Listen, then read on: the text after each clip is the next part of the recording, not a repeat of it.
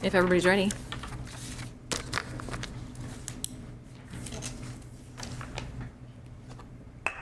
Good evening. Welcome everybody to tonight's meeting for the Salem Housing Authority for Monday, July 8th, 2024. Would the recorder please call the roll? Commissioner Nishioka? Here. Vice Chair Phillips? Here. Commissioner Gwynn? Here. Commissioner Gonzalez? Here. Commissioner Hoy? Here. Commissioner Nordike? Here. Commissioner Barney? Here. Resident Commissioner Villegas? Chair Stapleton? I'm here. All right. Commissioner Gwynn, would you please lead us in the Pledge of Allegiance?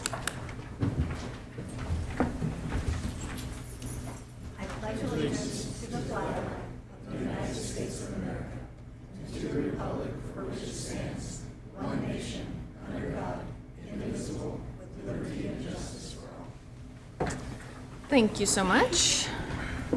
Vice Chair, do we have any additions or deletions? Not tonight. Thank you. Do we have anybody signed up for public comment? Not tonight. All right. Vice Chair, the consent calendar. I move the consent calendar. I'll second that. Great. Moved by Phillips, seconded by Nishioka. Tonight's consent calendar consists of 3.1A, which is the June 24, 2024 draft Salem Housing Authority minutes. And that concludes the consent calendar. It's riveting tonight. Thank you so much. I'm guessing there are no comments or questions. Would the recorder please call the roll?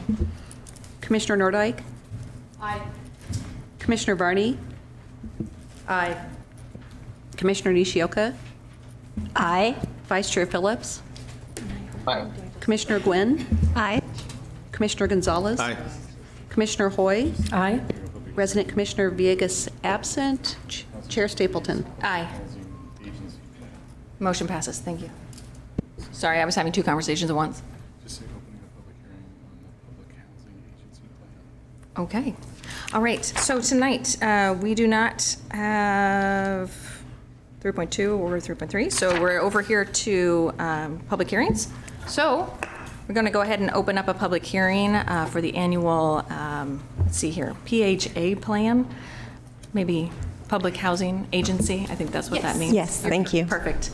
All right, go ahead. The Salem Housing Authority will now hold a public hearing to receive testimony pertaining to the Salem Housing Authority's 2024 to 2028 5-year Public Housing Agency Plan, the 2024-25 Annual Public Housing Agency Plan, the Annual Capital Fund Plan, and the Moving to Work Supplement to the PHA Plan. The hearing will begin with a staff presentation. Individuals testifying are limited to 3 minutes. All right, thank you. And we have Melanie here. Thank you so much. You have a presentation for us. Thank you, I do. So I appreciate your patience tonight as we hold a public hearing for multiple documents all at one time. As stated, this is our annual presentation of our Public Housing Agency Plan. There are 2 of these. One is for a 12-month period from October 1st of 2024 through September 30th of 2025. The second one is a 5-year plan from October 1st, 2024 through September 30th, 2029, I believe. I may be wrong on that. It's off the top of my head. These are required by HUD that housing authorities submit these annually and every 5 years for the 5-year plan. We must present the draft plan to our Resident Advisory Board for feedback and comments before submission to HUD. We have not received any comments. So sorry, let me advance my slides. So we have many plans for the coming year and 5-year period that are outlined within the plan. I've got Jessica Blakely here to talk to you about our public housing activities and capital fund plan. Hello, my name is Jessica Blakely. I am the Director of Development with the Salem Housing Authority. I wanted to talk a little bit about the disposition and the demolition of our public housing units. HUD uses the terminology, which kind of sounds scary, but it doesn't mean we're going to bulldoze any buildings or we're going to have these units lost forever. It basically moves funding from the Section 9 program to the Section 8 program, which we know is more stable long-term. In looking at the HUD appropriations, proposed budget for fiscal year 2025, we see a cut in our public housing program, and we see potentially a flatlining of our Section 8 program, which is telling us that we need to transition these buildings to a more long-term funding source. So disposition, where we intend to sell a project at fair market value, and the reason we do that is because it would exceed management's capabilities, but we do a lot of engagement with residents. We take care of relocation so that the tenants are protected in the sense that their assistance does not go away. And in the particular instance of Shelton Village, our goal is to sell that building and then use proceeds for other purposes. When we use the term disposition, where we intend to rebuild or rehabilitate, like in the case of Glen Creek in West Salem, that's a different situation where we're moving it to a different funding source so that we can rebuild or basically maximize density. So there are different ways that the program can be utilized, but it's not a bulldoze and it's not a lose forever. It's just changing essentially a funding source out. Proceeds from the sales, they actually go and they're restricted by HUD to use for affordable housing development. Currently, we have Southview Terrace and Inglewood West in pre-development, a future development that's coming for the council in late July, another future development coming before the council in September, and Glen Creek Village, which is a redevelopment looking to be done in early 2025. So you'll see the use of these proceeds for the same purpose of redeveloping within our community. It's just more flexible in the ways that we can use it.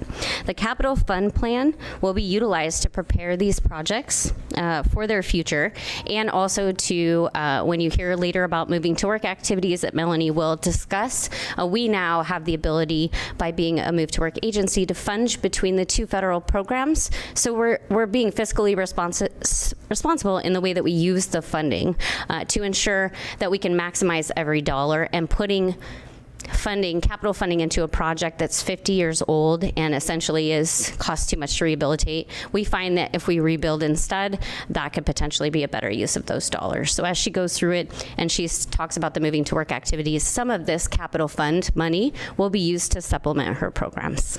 Thank you. Thanks, Jessica. You can explain that a lot better than I can. We also do list in our plan that we may award up to 100 project-based vouchers per calendar year for projects that meet the requirements. Just to let you know, we don't currently have any solid plans to actually issue a project-based voucher RFP. Currently, the voucher program is funding is completely utilized, so we don't have any room to do that right now, but we like to keep that option in our plan in case we do get additional funds so that we can make those available to meet community needs. Lastly, we do plan to update administrative documents governing the voucher and public housing programs to implement the Housing Opportunity Through Modernization Act, or it's called HOTMA. HUD loves acronyms.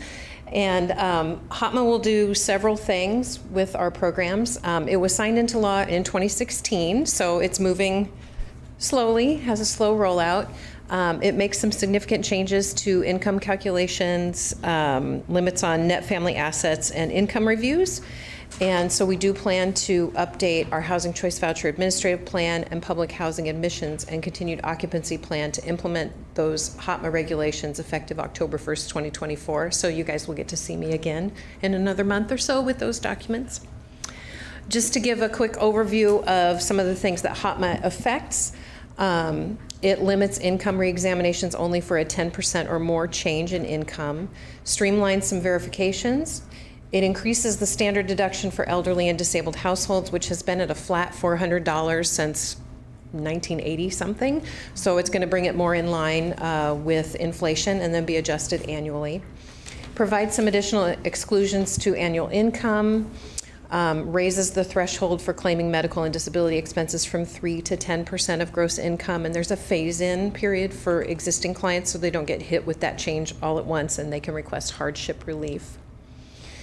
There's also a higher threshold for imputing asset income, raising it from $5,000 to $50,000. This essentially means that if somebody has something that's worth more than $50,000, that would be included as an asset, and imputed income indicates we apply a certain percentage to that to add it to the household's income. That's currently at $5,000, so you can imagine this is a pretty big change. Again, that's a figure that's been around since the 80s, and so it's being adjusted for inflation finally. One of the great changes is with HOTMA is that it will allow us to continue to rent to public housing families who go over the income limit. They can stay in their public housing unit, which is often, I mean, it's their home. And to have to move because you've improved your financial situation is really rough on families. So the HOTMA will allow us to rent it to them outside of the public housing program, and then if they lose their income, they can actually recertify for assistance while they're still in that unit. It does set a $100,000 net asset limitation for eligibility. So currently there's no limit on what somebody can have for assets to qualify for federal housing programs. This will cap it at $100,000 net assets, which does not include retirement accounts and things like that. There are lots of rules around how assets are counted that will change that. Honestly, in our programs, very rarely do we see folks with assets that high, so I don't imagine this will affect a lot of people. Similarly, families who own real property that's suitable for occupancy will not be eligible for assistance. So if you own a home that you can live in, you would not qualify for rental assistance. Again, like I said, retirement and educational savings accounts are excluded from that net family assets. It does allow for self-certification of assets under $50,000, which we already implemented with our Moving to Work implementation last year. And then deductions and the asset limitation, that $100,000, that will be adjusted annually for inflation by HUD. So it won't just sit there and be a stagnant number that we're stuck with for 40 years like they were previously. Our 5-year plan outlines, oh, yes. Couple questions about that slide. I'm curious, under the bullet point, families who own real property suitable for occupancy will be ineligible. How will you determine that? So there's a lot of HOTMA guidance that's still pending to come out from HUD, but there are several factors. So if there's domestic violence involved, we're going to consider it not eligible for occupancy if other people are living there, or if the person has a mobility impairment and the unit does not meet their needs, that kind of thing. So it's rare that we encounter somebody who actually owns real estate who is applying for rental assistance, but it would require a pretty big level of verification that it was, whether if the person said it's not suitable for occupancy, there are requirements that we would have to meet to verify that. Thank you. And the other question I had, you said that some of these asset rules, you don't anticipate it applying to a lot of folks, which I can understand. Is it too soon to tell how the demographics of our housing population would change under these rule changes? So currently, and I'm sorry, I didn't run any reports like recently, but anecdotally from what I know from running demographic reports, it's a very, very tiny percentage of our clients who have assets currently over $100,000. And like I said, HOTMA also changes a lot of what's counted as assets versus what we were counting before. So previously there were rules about retirement accounts and education savings accounts where those would have been included. So a lot of times when folks on our programs have an asset that has a fairly high value, that's exactly what it is. It's a retirement account or something like that that would not be included. Generally, we're talking about liquid assets, checking, savings, stocks and bonds. Sure. So my question is, do you anticipate the demographics of the population changing? Are we going to get more seniors? Are we going to get more persons with disabilities? Are we going to see a different mix of people who will be eligible under these rule changes? I don't think so. See you shaking your head no. Yeah, no, I don't believe so. Our primary clients already are seniors and folks with disabilities. That's the one area where the population on our programs really differs from the population in the community. If you look at the demographics on race and ethnicity, it very much mirrors the community. Where it splits is the number of households with a disabled member. It's almost 60% of the folks that we serve. And you know that that's not what it's reflecting. The general community, it's not 60% of households with somebody at home who's got a disability. So we already serve those populations. I don't think it'll make a big change. All right, so our 5-year plan outlines our goals for the coming 5-year period.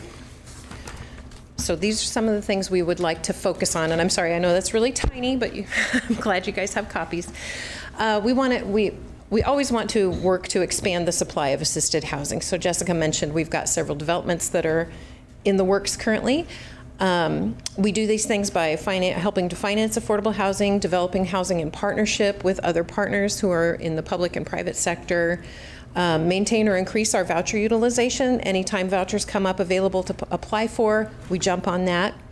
and promote mixed income communities, which we actually already have a couple of communities that operate under a mixed income model. We want to ensure that we improve the quality of assisted housing by employing sustainable building practices, modernizing our units, increasing the number of units with accessibility features, implementing recycling programs at our properties, and supporting our resident well-being. We also want to increase assisted housing choices. Maintaining or increasing the number of available vouchers helps this. Provide local preferences to address community needs, which we already have several of those in place. Develop affordable housing and support partner organizations, and engage with property owners regarding the voucher program, so we can get the word out and have more owners who would like to work with the voucher program.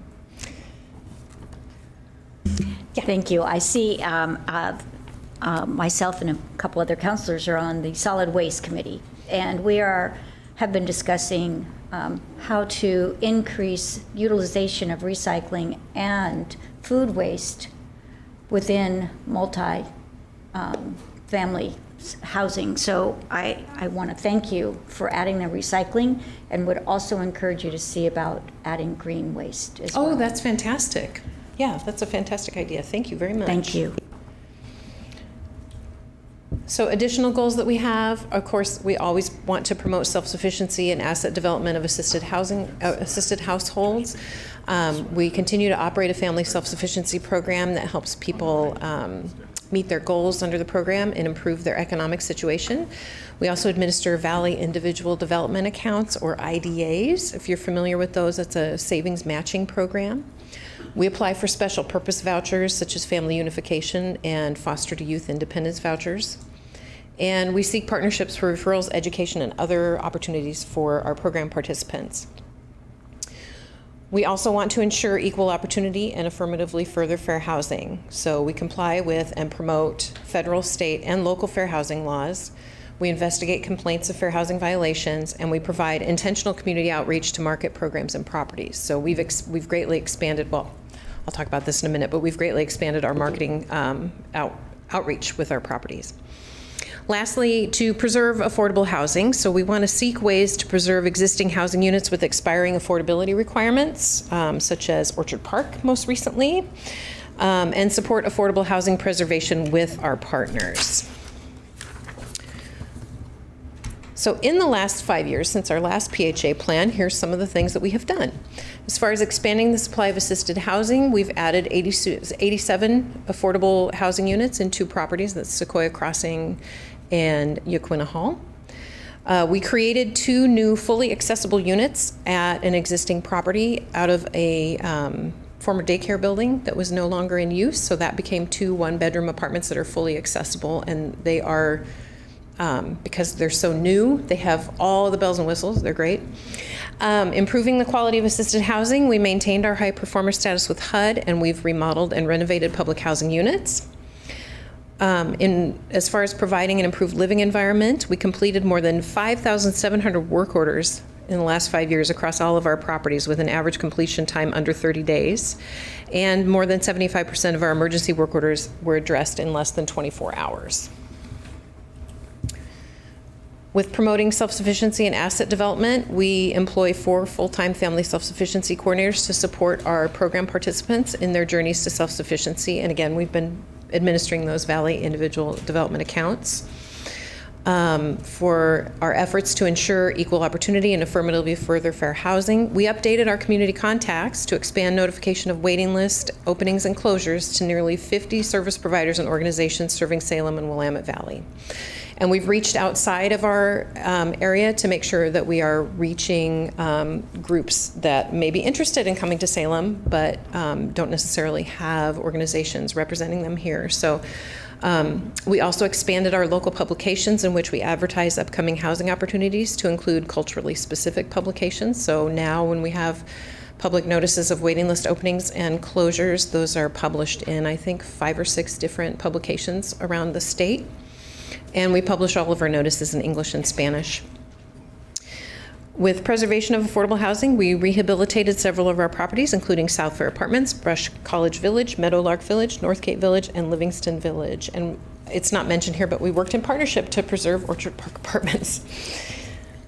Yeah. Could we, okay. I was wondering if we could maybe finish the presentation and then we have a time for questions afterwards. Oh, sure, Does that sure. work for That's no everybody? problem. Okay, just so Okay. that the flow keeps All right. going. Thank you. So another piece of this whole big puzzle of documents that we have to submit all at once is our moving to work plan. So we are in our second year of moving to work implementation, which the kind of unusual thing is it means we started it on January 1st, and because of the way that our recertifications and interactions with our clients work, it didn't really hit the ground until May 1st. So although this is year 2, we haven't been doing it for very long. So we made no changes to our moving to work initiatives for this year because we haven't had a whole lot of time to make sure that what we're doing is getting to the intended results that we want. So just to remind folks, moving to work is a demonstration program for public housing agencies that allows them the opportunity to design and test innovative, locally designed strategies to use their funding more efficiently, help residents find employment and be more self-sufficient, and increase housing choice. And it provides exemptions to a lot of different regulations. And as Jessica said, it allows us to have some fungibility between our public housing and housing choice voucher funds so that we can fund those initiatives.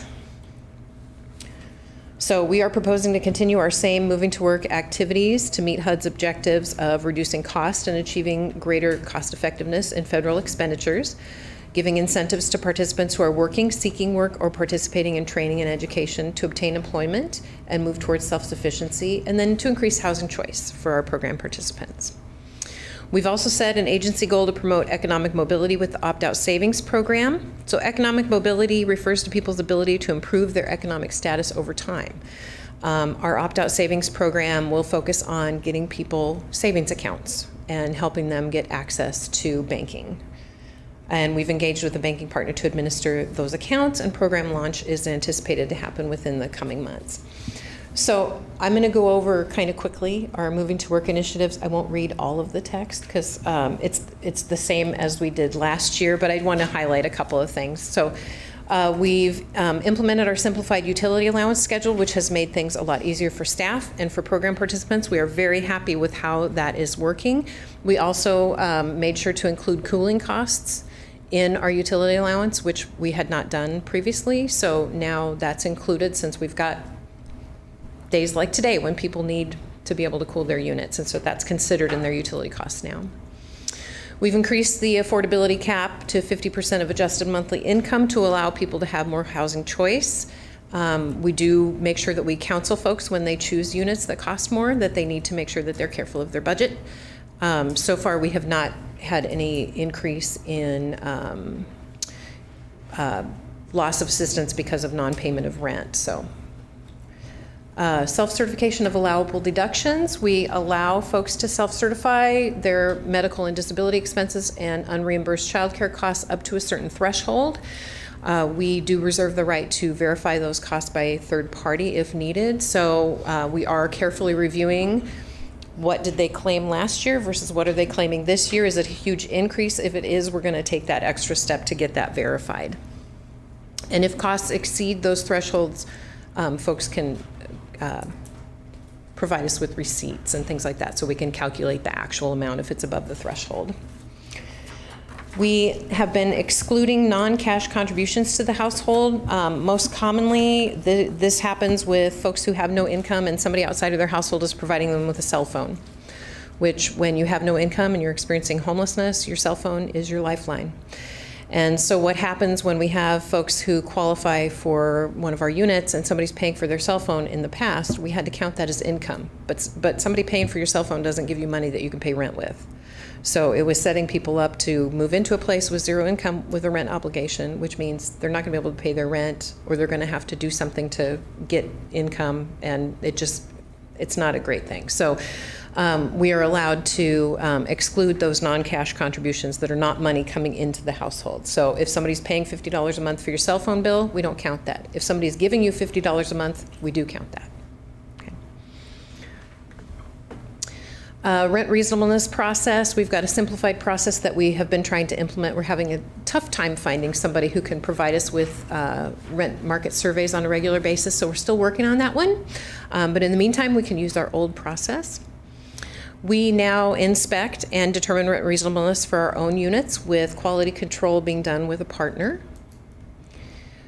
We have implemented biennial recertification, so that's recertification every 2 years. I do want to point out, when we started running with this on May 1st, we discovered an unintended negative consequence to our clients, and we pivoted almost immediately. So if you guys remember me being here on May 13th, bringing you the admin plan for just one little change, this was why. So what we discovered is that typically when you have your annual recertification on our program, we apply what's called the payment standard to determine what your housing assistance payment will be. Between recertifications, we generally don't apply the new payment standard, but your landlord may still want a rent increase. So what was happening was landlords were requesting their rent increase that they normally would do annually, and it was negatively impacting those residents because they were not getting the benefit of that new payment standard being applied to how we calculate their rent. So we spoke with HUD immediately when we discovered that this was an issue, and they helped us to solve it by changing our administrative plan to apply new payment standards when an owner requests a rent increase. So that way we can avoid that negative impact. And we were really happy that we were able to pivot on that one so quickly. So we allow self-certification of assets up to $50,000, which HOTMA will also do. We limited portability for project-based voucher units, so anyone leasing up after January 1st or January 1st, 2024 and later, it's a 24-month period in a project-based voucher unit before they can request a housing choice voucher to move with. So those are all of our move to work initiatives that we have put into practice. So just a quick recap on move to work. We were approved for move to work in 2022, so the 23-24 fiscal year was our first year to implement. Already, we have found that it has reduced or eliminated program requirements and has made it easier for folks to work with our programs, free up staff time, and streamline processes. To date, we've had no hardship exemptions, probably because we pivoted on that one thing that would have generated a lot of hardship exemptions right away. And we continue to monitor the effectiveness of our move to work activities, and we will adjust our implementation as needed to meet participant and program needs as we go forward. Public comment and feedback on all of these plans. The public comment period expires tonight at 11:59 p.m. As of right now, we did not receive any public comments, and we did not receive any comments from the Resident Advisory Board meeting on 6/27 either. Okay. So now I can take questions. Yeah, thank you so much. That was really a lot of information, but a lot of good information. So we'll start with Commissioner Nordyke and then answer anybody else. Thank you, Madam Chair. You mentioned that you've maintained the high performer status with HUD. What is the significance of that, and how do we benefit from maintaining that high status? So the high performer status, there are two programs under which HUD evaluates housing authorities. There's the Public Housing Assessment System, or FAS, and then there's a Section 8 Management Assessment Program, or CMAP. When a public housing agency has high performer status, it exempts the housing authority from some lengthier documentation when it comes to the PHA plan and some other things. Because of our moving to work status, we actually are exempt from CMAP evaluation. So we had a high performer status, and we just kind of are holding there. And they will evaluate us in different ways, but we were able to maintain our high performer status in both programs. I had a question about accessibility. I saw that you have English and Spanish translation. What is next for you all in the next 5 years? Are you planning on expanding your accessibility to different languages? I know there's a lot of them here in Salem. Yes, so. yeah, we are actually currently, I have a team member who is working with some different organizations to get documents translated into, we have a lot of folks on staff who speak Spanish, myself included, and so some of that translation is fairly easy to do in-house, but when it comes to some of our longer documents, it's really difficult for, staff just don't have time to sit and translate a 20-page packet. So we're in the process of working with translation services to translate our documents into Spanish, Russian, and I'm so sorry, there's at least one more language, and it's totally escaping me now. But we're keeping an eye on which languages are requested most often so that we can get those documents translated. That's great to hear. What about somebody who has difficulty hearing? How does that work when you're in communication with them? So we always provide interpretation for folks at no cost to them. So if somebody needed a sign language interpreter to come in and interpret during an appointment or a meeting, we would provide that. As far as like an assisted listening device, I'm sure that we would locate one if it was needed for a public meeting. That's great. It's always important that we talk about these things here and now so that when the situation arises, we're ready. And it's not, I know I always struggle when folks are kind of scrambling to make an accommodation instead of having something ready. It shows that we've thought about that in advance and that we're ready, which does a lot to elevate somebody. Any other questions? Yes. More of a statement. I wanted to thank you, Jessica, for providing the information. I know that I had sent Nicole, trying to understand deconstruction. I'm picturing the bulldozing, and then what are you doing with the property? So I really appreciate the explanation of that and how you were really just transitioning because the building was too old to maintain. So thank you. I will say those are some pretty scary words.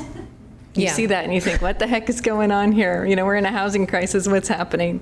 So thank you for explaining that for everybody. I don't see any other questions here. We don't have anybody signed up for public comment. So I'm going to go ahead and close this public hearing. And I will entertain a motion. I'm prepared. So I move staff recommendation to adopt resolution number 2299, approving the Salem Housing Authority 5-year PHA plan, annual PHA plan, capital fund plan, and moving to work supplement to the PHA plan. Second. Great, thank you. It was moved by Phillips, seconded by Varney. Are there any questions or comments? Just briefly, since I made the motion, I just want to thank staff again. Your diligence and expertise has been a joy to see firsthand as a vice chair of this body. The proof's in the pudding, and just the successes you keep outdoing yourselves. So it makes it very easy to support, this process and public hearing. And I look forward to enthusiastically supporting this motion. Thank you. All right. Seeing no other questions, I think we're ready for a roll call. Commissioner Varney? Aye. Commissioner Nishioka? Aye. Vice Chair Phillips? Heck yes. Commissioner Gwynn? Aye. Commissioner Gonzalez? Aye. Commissioner Hoy? Aye. Commissioner Nordike? Resident Commissioner Villegas absent. Chair Stapleton? Aye, motion passes. Thank you, everybody. Thank you, staff. That was wonderful. We have no special orders of business, no information reports, so we are adjourned.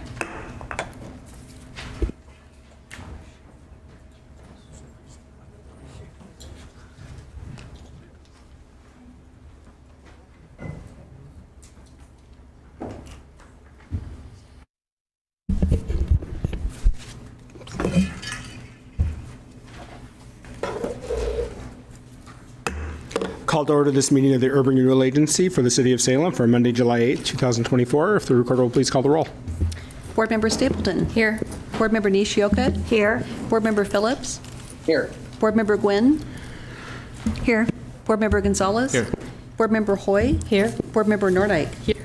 Board Member Varney? Here. Chair Hoy? Here. Councilor Stapleton, do we have any additions or deletions to the agenda? Yes, I move additions to the agenda. Second. Motion by Stapleton, second by Phillips. Councilor? Yes, we just have a correction from staff on item 3.3A. There was a typo in the ward, so we are correcting that. Any further discussion? Will the recorder please call the roll? Board Member Gonzalez? Aye. Board Member Hoy? Aye. Board Member Nordike? Aye. Board Member Varney? Aye. Board Member Stapleton? Aye. Board Member Nishioka? Aye. Board Member Phillips? Aye. Board Member Gwynn? Aye. Chair Hoy? Aye. Motion passes. All right, we have nobody signed up for public comment for the Urban Renewal Agency, so that takes us to the consent calendar. Councilor Stapleton. I move approval of the consent calendar. Second. Motion by Stapleton, second by Phillips. Counselor? Thank you. Tonight we have item 3.1A, which is the June 24th, 2024 draft Urban Renewal Agency minutes, and item 3.3A, the Salem Convention Center marketing addendum for fiscal year 2025, and that concludes the consent calendar. Thank you. Is there further discussion? Will the recorder please call the roll? Board Member Hoy. Aye. Board Member Nordike. Aye. Board Member Varney. Aye. Board Member Stapleton. Aye. Board Member Nishioka. Aye. Board Member Phillips. Aye. Board Member Gwynn. Aye. Board Member Gonzalez. Aye. Chair Hoy. Aye. Motion passes. All right, we have no public hearings, so we're on to item 5A. I move to modify the MUHTIP program standards and guidelines to require transparency documentation of the identity of each contractor, subcontractor, and all companies performing work on the project as set forth in the discussion of this motion. Second. Thank you. So this is, Council, this is basically, oh, Ms. Rutherford wants to say something. Yes, Mayor, you mentioned MUHTIP guidelines. This is the Urban Renewal Grant Exception Criteria. Different motion. I apologize. Thank you so much. You are welcome. Do I need to restate it with the substitution of urban renewal? Yes, please. Thank you. Restate the whole thing. Thanks. Thanks. Let me restate my motion in a corrected fashion. I move to modify the urban renewal grant exception criteria for each urban renewal area that provides grants to require transparency documentation of the identity of each contractor, subcontractor, and all companies performing work on a URA-funded project as set forth in the discussion section of this motion. Second. Thank you. Thank you for the correction. That's a spoiler alert on what's to come in the City Council meeting. So this motion is basically just codification of language you've already heard.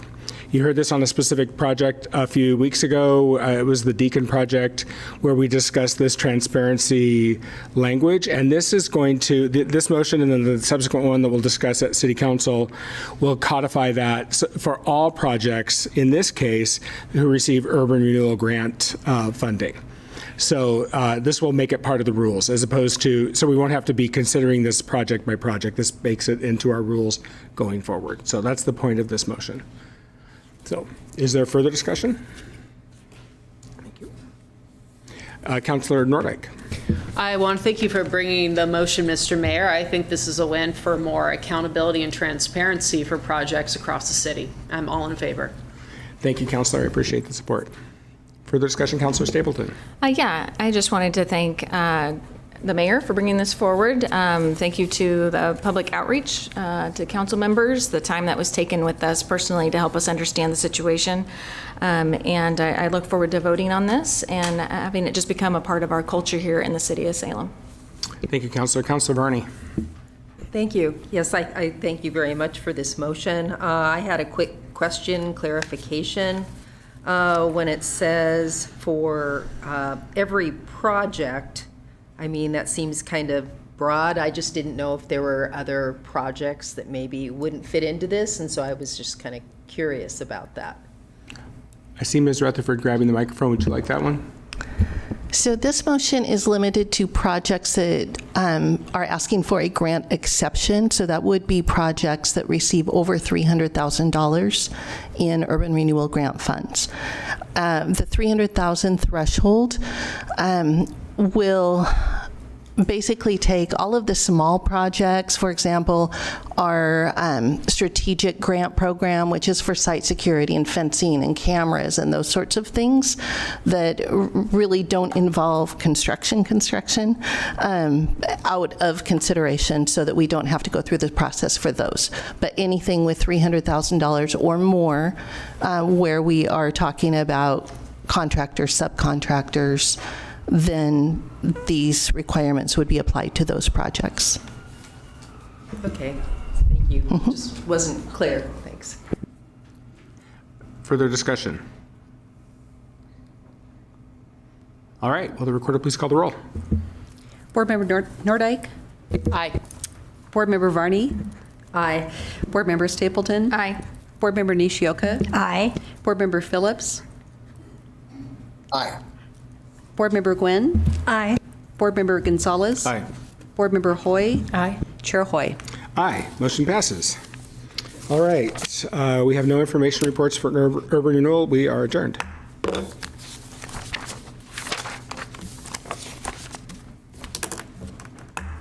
Call to order this meeting of the Salem City Council for Monday, July 8th, 2024. Will the recorder please call the roll? Counselor Stapleton? I'm here. Counselor Nishioka? Still here? Counselor Phillips? Here. Counselor Gwynn? Here. Counselor Gonzalez? Here. Counselor Hoy? Here. Counselor Nordyke? Counselor Varney? Here. Mayor Hoy. Here. All right. Councilor Stapleton, do we have any additions or deletions to the agenda? Yes, I move that we adopt the additions to the agenda. I'll second that. Motion by Stapleton, second by Nishioka. Counselor, to your motion?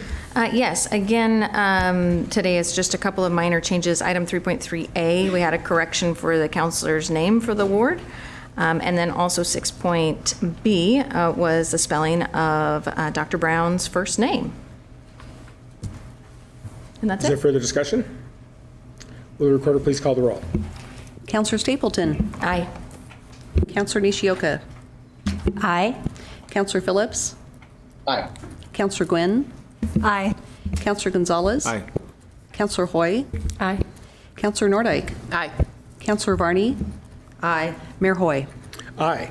Motion passes. All right, it's now time for council and city manager comment. Do we have any? I believe our city manager has a comment. Yes, thank you, Mr. Mayor. I would just like to welcome Scott Archer back. Scott's been out, and we welcome him back this evening for his first council meeting in a little over a month. So welcome back, Scott. Welcome back. Councilor Nordyke. Thank you, Mr. Mayor. I want to commend the city staff for doing a great job of sharing information about cooling centers over the weekend. I also saw there was a KGW article that talked about our city staff working with the Community Action Agency to help deliver water and other supplies to people living outdoors. You don't know how many lives we've saved, but I've no doubt that some were saved because we've had some oppressive heat, and that includes tonight. So our work to serve vulnerable residents, whether they are seniors living alone, foster youth who are living on the streets, or people who are living in Cascade, Gateway Park, or Waltz Marine Park, there is a constant need to triage public safety, and that includes looking after vulnerable residents during extreme weather events like this. So I really want to say thank you to everyone on staff who worked in support of that, our friends with Community Action Agency, and also to neighbors who might be walking a few doors down and just knocking on the door of that little lady who lives down the street from you, making sure that she's doing okay and that her AC unit is working properly. My power popped off during this event. PGE had it up and running within a few hours, but those few hours can mean a lot and make a big difference. So I just want to say thank you to everyone who is helping our vulnerable residents, whether they live indoors or not, to get through our heat wave and other extreme weather events. Thank you, Councilor. Is there Councilor Stapleton? Yeah, thank you. Yes, I agree. Councilor Nordyke, thanks for your comments. I think staff have really handled this heat wave as they always do, very professional and with a lot of compassion. And so thank you to staff who's been working on that. I was listening to an NPR report about Arizona and how they are starting to see more pavement burns going into the hospital. And I was just telling Councilor Nishioka that on the way here tonight, I saw a woman who was walking downtown across the Rite Aid parking lot, which is acres of blacktop, and she was barefoot. And I was just like, inside of me was hurting, and I was hoping, dear God, I hope somebody around here is helping with that. So I'm saying it out loud so that maybe that can come to fruition. I wanted to thank staff also for the pedestrian lead times downtown. We had a climate action committee meeting today, and we already had a resident come in, provide public comment that she is somebody who walks, and this was really meaningful for her. Even walking to that meeting, she got to enjoy that pedestrian advanced lead time in the downtown area, and that was really important for her. Sadly, I did hear from another individual who works downtown who had the go on a crosswalk and stepped into the traffic and got hit by a side view mirror of a truck, to which the people laughed and drove off. So again, this is a cultural issue that we have here. And so changing that's going to take time, but I fully believe that by elevating people, the most vulnerable road users, we are going to continually make progress in that effort. So thank you for staff for taking this extra work and getting it done, especially for these summer months where there's a lot more people in our downtown core. So thank you to staff. Thank you, Councilor. Councilor Phillips. Thank you. Appreciate the comments of my colleagues. Sorry I can't be there in person tonight. Just in the middle of a string of shifts, and it's really busy in the emergency room for all the reasons outlined by my colleagues. Just a couple comments. Climate disruption is real. These extreme weather events are going to become more and more common. I really appreciate the work that staff and everyone in our community is doing to lessen, lives lost and harm caused by weather. Just a reminder, use safety if you're going to do aquatic events, especially on the Willamette River. Use a life vest, have a plan, be safe. I've read that and seen that there's more people being rescued, so that's a big deal. And then just moving. All of us, we got to drive a little slower and a little safer. We're all in this together, no matter how divided we may feel, especially on the national level. Last things. This last week and a half have been rough for me. I'm sure for a lot of people in our community and nationally. I have described this as a parade of horribles. I think I'm going to focus mostly on a couple things. The Supreme Court decisions that came out last week. I think in the sense that, that is our federal executive, our federal judicial branch. It affects cities like us. I think that the utterly catastrophic, inhuman decision to criminalize sleeping in public, is going to have a profound impact that is not safe or good for people moving forward. And that might be the least awful of those awful decisions. I have lost confidence in the pro-monarchical majority on the Supreme Court. Their decision to lessen the penalties for obstructing the peaceful transfer of power, for what looked like insurrection, lessening those penalties, for not calling obstruction, and then finally for two things, deleting the Chevron interpretation, which allows the expert field members in the executive branch to make policy that keeps our water clean and our air clean. I mean, this is catastrophic. I am not necessarily an expert in those types of fields, but as an emergency room doctor, I feel like I am a bit of an expert in my field. And the fact that, a Supreme Court Justice Gorsuch didn't know the difference between nitrogen oxide and nitrous gas, is mind-blowing. Nitrogen oxide is a key component of acid rain and smog.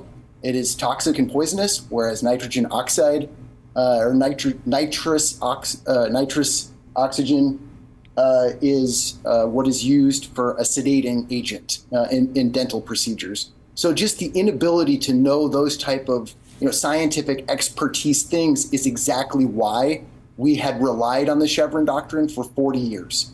So losing that, I'm deeply concerned, and I will ask staff moving forward, how will we move forward with that? And then, finally, just the idea that we now have the potential for a president to be above the law is utterly devastating. It is deeply disconcerting to me. So I'll just conclude with everybody should learn about Project 2025 and everybody should vote this November. And I'm sorry for being a downer, but this is serious, and I want to use this platform to talk about what I think is serious. Thank you, Councilor. Are there further comments? Councilor Hoy. Thank you. And on the heels of that, I'm going to spin to the World Beat Festival, which was fabulous and warm. And then the Ironman, which is coming up 2 weeks from yesterday on the 21st. I'm really super looking forward to that. My husband happens to have been training for that, and I'm excited to see him and so many others cross the finish line and accomplish that great really incredible feat. So, thank you. Thank you, Counselor. Further comments? I'm looking forward to doing the 5:30 a.m. welcome or kickoff for the swim. I had to say it out loud, so eventually I will actually believe that. 5:30 a.m. on Sunday, I believe it is. So. But it will be cool. It will be cool. It will be cool. So I'll see you all down at Riverfront Park, 5:30 a.m. 2 weeks from yesterday. All right. Are there any further comments? Okay. We have no proclamations this evening. We have no presentations. We are on to public comment. We have one person signed up for in-person testimony and a couple of folks online. So we're going to go to Eric Morgan. Come on up, hit that button so the green light comes on. Be sure and introduce yourself in either your address or your ward. And as a reminder, you have 3 minutes. When the yellow light starts to flash, that means you have 1 minute left. And when the red light comes on, your time's up. Thank you. Mayor, councilors, and staff, thank you for allowing me to speak today. For the record, my name is Eric Morgan. I'm a special representative for the Western States Carpenters Union, and we represent just over 9,500 members here in Oregon. I will be addressing item 5B on today's agenda. First off, I want to commend Mayor Hoy and our councilors for bringing this motion forward and recognizing the issue of exploited workers and the need for transparency in the city of Salem. This motion pertains to projects that will receive MUHTIP, URA, and projects that are publicly funded. Then the transparency will be enacted. This is a great partial step in shining light on worker exploitation, but I have a question. If we recognize that worker exploitation is a problem, then what is the concern to moving this to help protect workers on all projects in the city? Cash payment, wage theft, tax fraud, and overall worker exploitation runs rampant throughout the construction market. We believe the city should be informed of the contractors that are using this as their business model. This transparency ordinance is exactly what it sounds like. It is transparency. It will give the city an opportunity to know exactly who is operating and doing business within the city. The question is, who do we want doing business within our city? And what protections do we want to provide for the working class? And in this case, the most vulnerable among the working class. The way I see it is, if you're afraid to put your business practices on paper, then you shouldn't be doing business within our city. If you are ashamed of the contractors that you plan to use, then you probably shouldn't be using them, period. This ordinance is a good thing for law-abiding contractors and the community as a whole. I encourage the council and staff to consider implementing this transparency across the board for all projects. Thank you again for your time. Thank you for your testimony. All right, we will now go online. Benjamin Fryback. You are on mute, I think. Does that work? Yes, but if you could speak up, because we could barely hear you. Okay. Mayor and City Council, I'd wish to provide comment on item 3.3C, the allocation of $3 million from the Safety and Livability Bond to pay for offsite improvements for proposed development. I'd like to preface this public comment by saying that I absolutely recognize the need for new housing to be constructed in the city of Salem, and we are facing a dire housing shortage and affordability crisis. I do not believe that the benefit of the project outweighs its costs, and the return on the investment the city would make into this project is lower than other investments that could be made elsewhere in the city. The proposed development is isolated. It's located 2.7 miles from the nearest grocery store, 4 miles from the nearest fire station, and 6.5 miles away from downtown. Providing city services like police and fire would cost more than infill developments elsewhere in the city. There's no bus service, there's no safe bike route to any destination someone might want to travel to, and it lacks sidewalk connections to the rest of the city. Dedicated $3 million, or 30% of the Safety and Livability Bond funding allocated for affordable housing, would not solve these problems. The idea of spending such a large sum to support a single development, one located within a food desert, one that requires people to drive, and one that does not provide any tangible benefit to residents living in the rest of the city, makes me feel uneasy. The proposed cross-section on Aumsville Highway does not even include a safe place for people that might want to ride their bikes. The painted bike lanes proposed by the developer are not safe for me, my partner, or a majority of adults, seniors, and children to ride next to fast-moving traffic. Although the rent may be affordable, the location of this development would require every resident to have unaffordable transportation. A warehouse employee likely does not want to have to spend a significant amount of their money on a car just because they can't get to work or the grocery store safely without a car. It would remain difficult for people to get the upper hand when they have to spend potential savings on repairs, gas, and insurance. I ask, could this funding be requested by developer to construct an improved crosswalk to help residents of affordable housing get to the bus? Could we use this funding to pay for enhanced bike lanes, bus stops, or sidewalks in front of a new affordable development? I'm sure that there are other ways this funding could be used to benefit the wider public, but I don't think it is in the best interest of Salem residents that such a large sum of money would be spent to accommodating a single development on the outskirts of the city. Given the limited amount of money available, I believe that there are other applications for this funding that would provide a greater benefit to a development.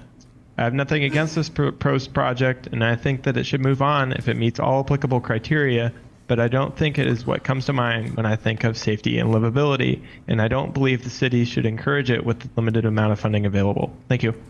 Thank you for your testimony. Next up is Jane Tichenall.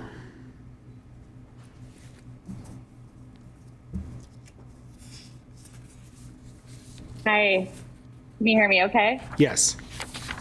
Okay. Sorry, I'm at the bowling.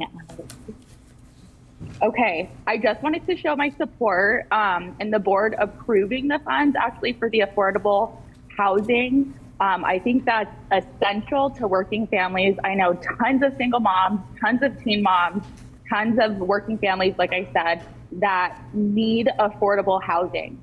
And I was also really excited to see that within the two locations, it seemed very like family focused. There was a playground and a basketball court included. And whoever proposed building the childcare facility there deserves a raise, because that seriously will transform somebody's life, having access to that near their home. Beautiful. So as a single mom myself, I would really support that. What else?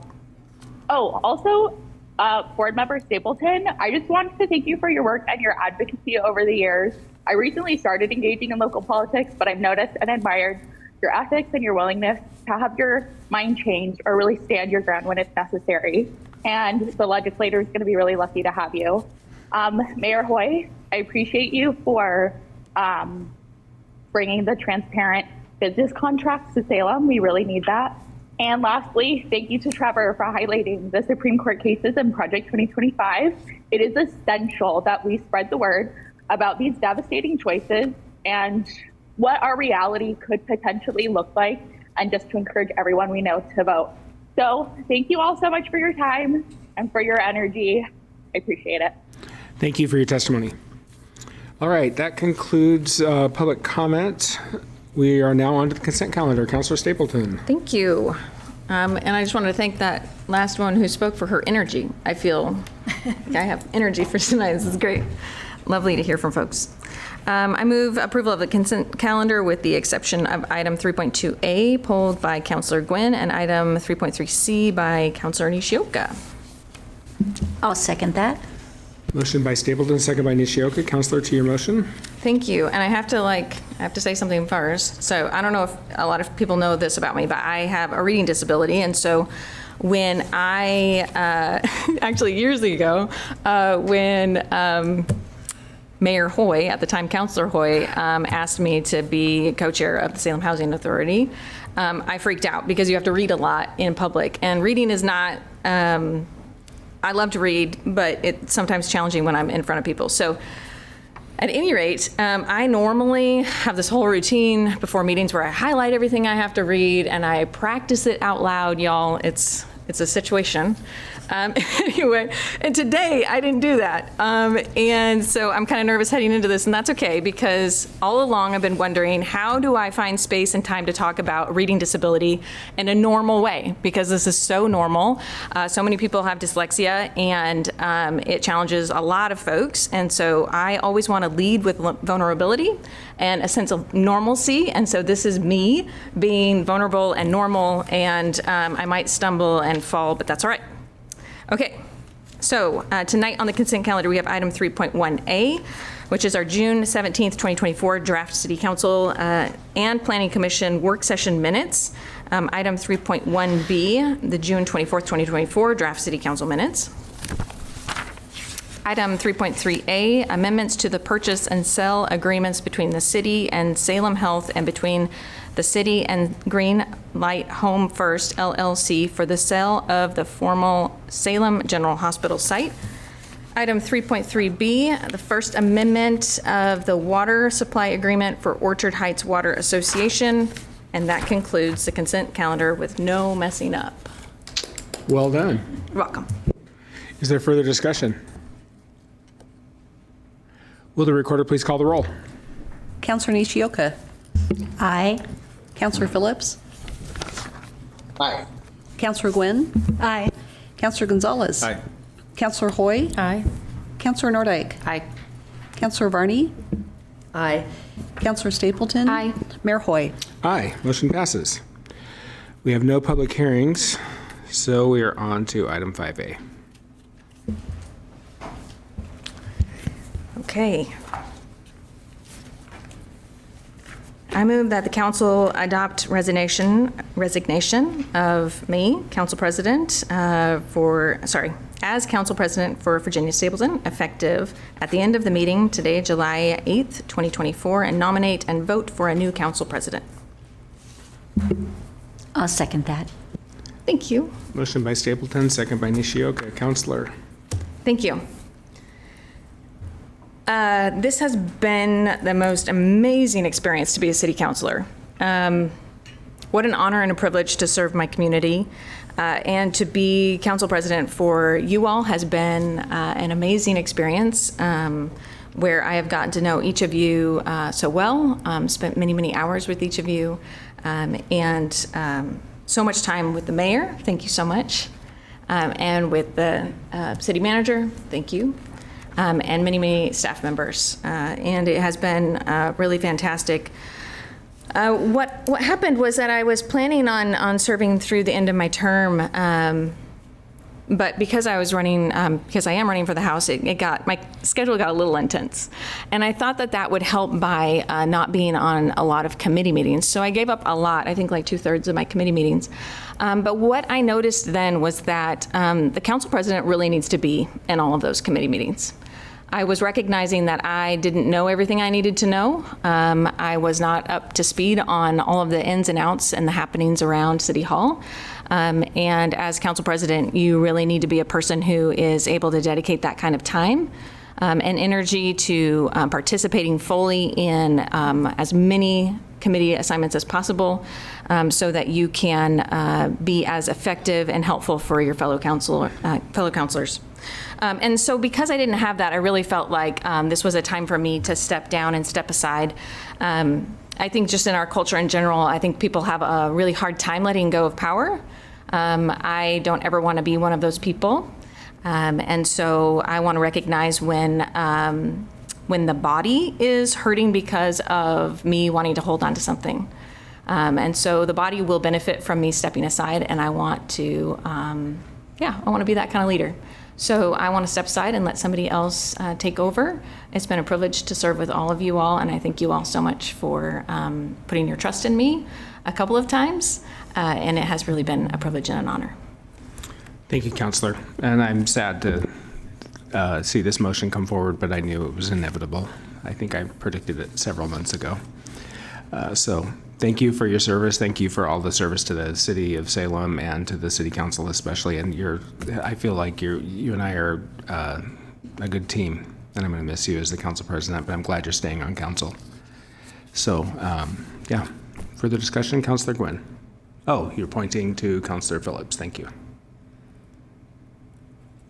Thank you. I just want to express my profound gratitude for our council president Stapleton for the work that you do. I briefly considered throwing my name in the hat for that position, and then wisely, emphatically supported you doing it. The time commitment to every single prior to every single meeting, try to get the information from our colleagues and to kind of herd the cats that we sometimes can be is substantial. So just utter gratitude for the hours of unpaid work you've done beyond just being a regular city councilor to keep our city moving forward in the best way possible.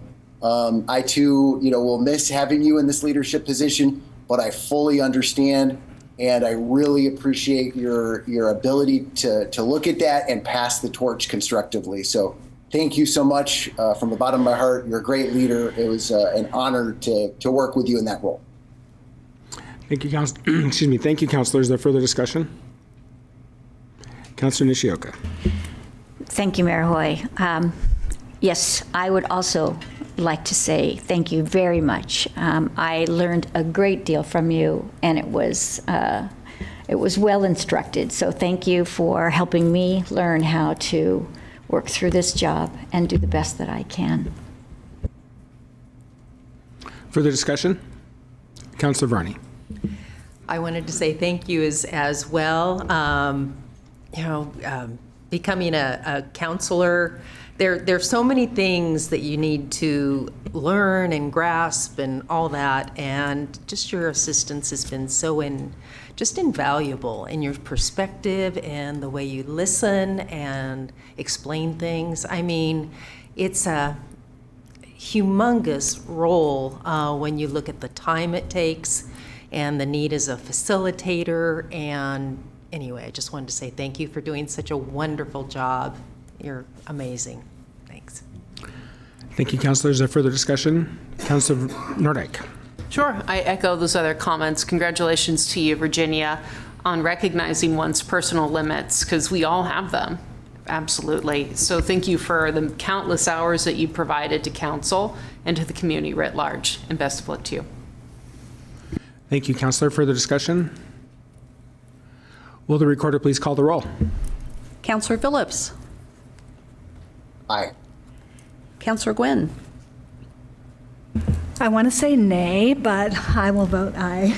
Okay. Councilor Gonzalez. Aye. Councilor Hoy. Aye. Councilor Nordyke. Aye. Councilor Varney.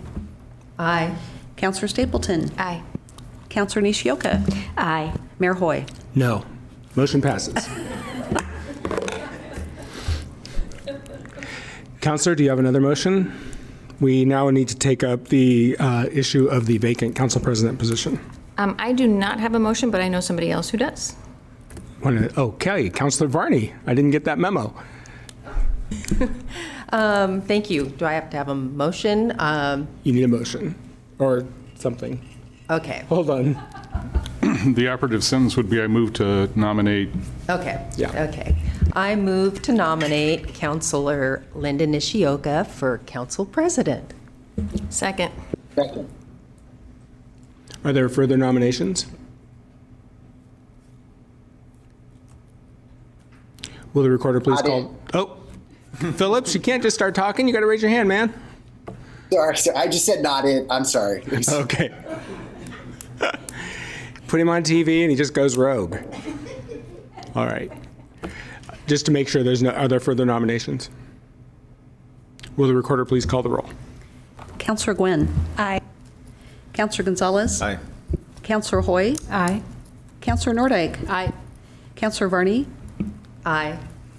Councilor Stapleton. Aye. Councilor Nishioka. I almost feel like I need to say no. Aye. Councilor Phillips. Heck yes. Mayor Hoy. Aye. Motion passes. Congratulations, Councilor. All right. We are now on to item 5B. You've already heard this motion, but I'm going to say it again just because I have to. I move to modify the MUHTIP program standards and guidelines to require transparency documentation of the identity of each contractor, subcontractor, and all companies performing work on the project as set forth in the discussion section of this motion. Second. Thank you, Councilor. I will just, I don't want to repeat the words I said during the Urban Renewal Agency, other than this just codifies what we have done previously. I will say to the public comment, I think oftentimes our work in government is done incrementally. And so I would just, I guess what I would say to some of your comments is stay tuned. I think that it's a process. And this is the first couple, maybe second and third step. Maybe there'll be some more after that. So I think this is having this this transparency documentation required to me is just the minimum for what is really just good business practices. And anytime that you want to come to the city and have public money, I think we have a duty as a governing body to require transparency and openness to make sure that that money is being spent in a way that benefits the public at large. So I am really grateful for the help that I had drafting this motion and this concept, and I think it's just the right thing to do. Councilor Stapleton. Thank you. Yeah, I wanted to speak a little bit to the next steps just for the other councilors here. I am really interested in seeing how we can apply this across the city and across especially city money that's spent on projects, whether that's in the CIP or elsewhere. So I am going to be requesting meetings with staff to try and figure out how that would work. What are the challenges for staff? How do we overcome those challenges? And then hopefully bring something back to council when I've worked through that with them. Thank you, Councilor. Is there further discussion? All right. Will the recorder please call the roll? Councilor Gonzalez. Aye. Councilor Hoy. Aye. Councilor Nordyke. Aye. Councilor Verney. Aye. Councilor Stapleton. Aye. Councilor Nishioka. Aye. Councilor Phillips. Aye. Councilor Gwynn. Aye. Mayor Hoy. Aye. Motion passes. All right. We're now at 3.28. Councilor Gwynn. I move that we postpone the implementation of the resolutions. I'll second. Councilor, to your motion. Motion by Gwynn, second by Councilor Hoy. Councilor, to your motion. As you just said, anytime we're dealing with public funds, we want to make sure that the public is included in decisions related to that. And I really struggled with whether to pull this or not. And then this morning, one of my constituents texted me and said, I'm going to be unable to attend tonight's council meeting, but I did review the agenda and saw that they are asking for council approval for 18 resolutions concerning finances. And then he goes on to say, I recommend these 18 resolutions be properly vetted with the community and at the very least be treated to a first reading so the public can have the opportunity to review them in detail first before the council acts on them right after a long holiday weekend. So, like I said, I really struggled with, should I pull this or just kind of go along? And sometimes I feel like I'm the one digging in the weeds, and I don't want to be that person. I'm not, I just want to make sure that we are involving the community when we're making such big decisions. So that's my reasoning. Thank you, Councilor. Is there further discussion? Councilor Hoy. Thank you. I feel the same, that we need to afford the public the opportunity to see what we're doing, to be aware of what's happening and why. And this is a big package of items, and I have questions. I picked up the packet, I think it was Thursday or Friday. There's a lot to read, and do have some questions I didn't have time to get answered. So I'm all for more time. I don't know exactly what that would look like. Maybe the next council meeting, or not sure. Thank you, Councilor. I guess my thought on that is that it went through the Finance Committee, as I understand it. This is the Finance Committee's recommendation, which is a public meeting, I believe.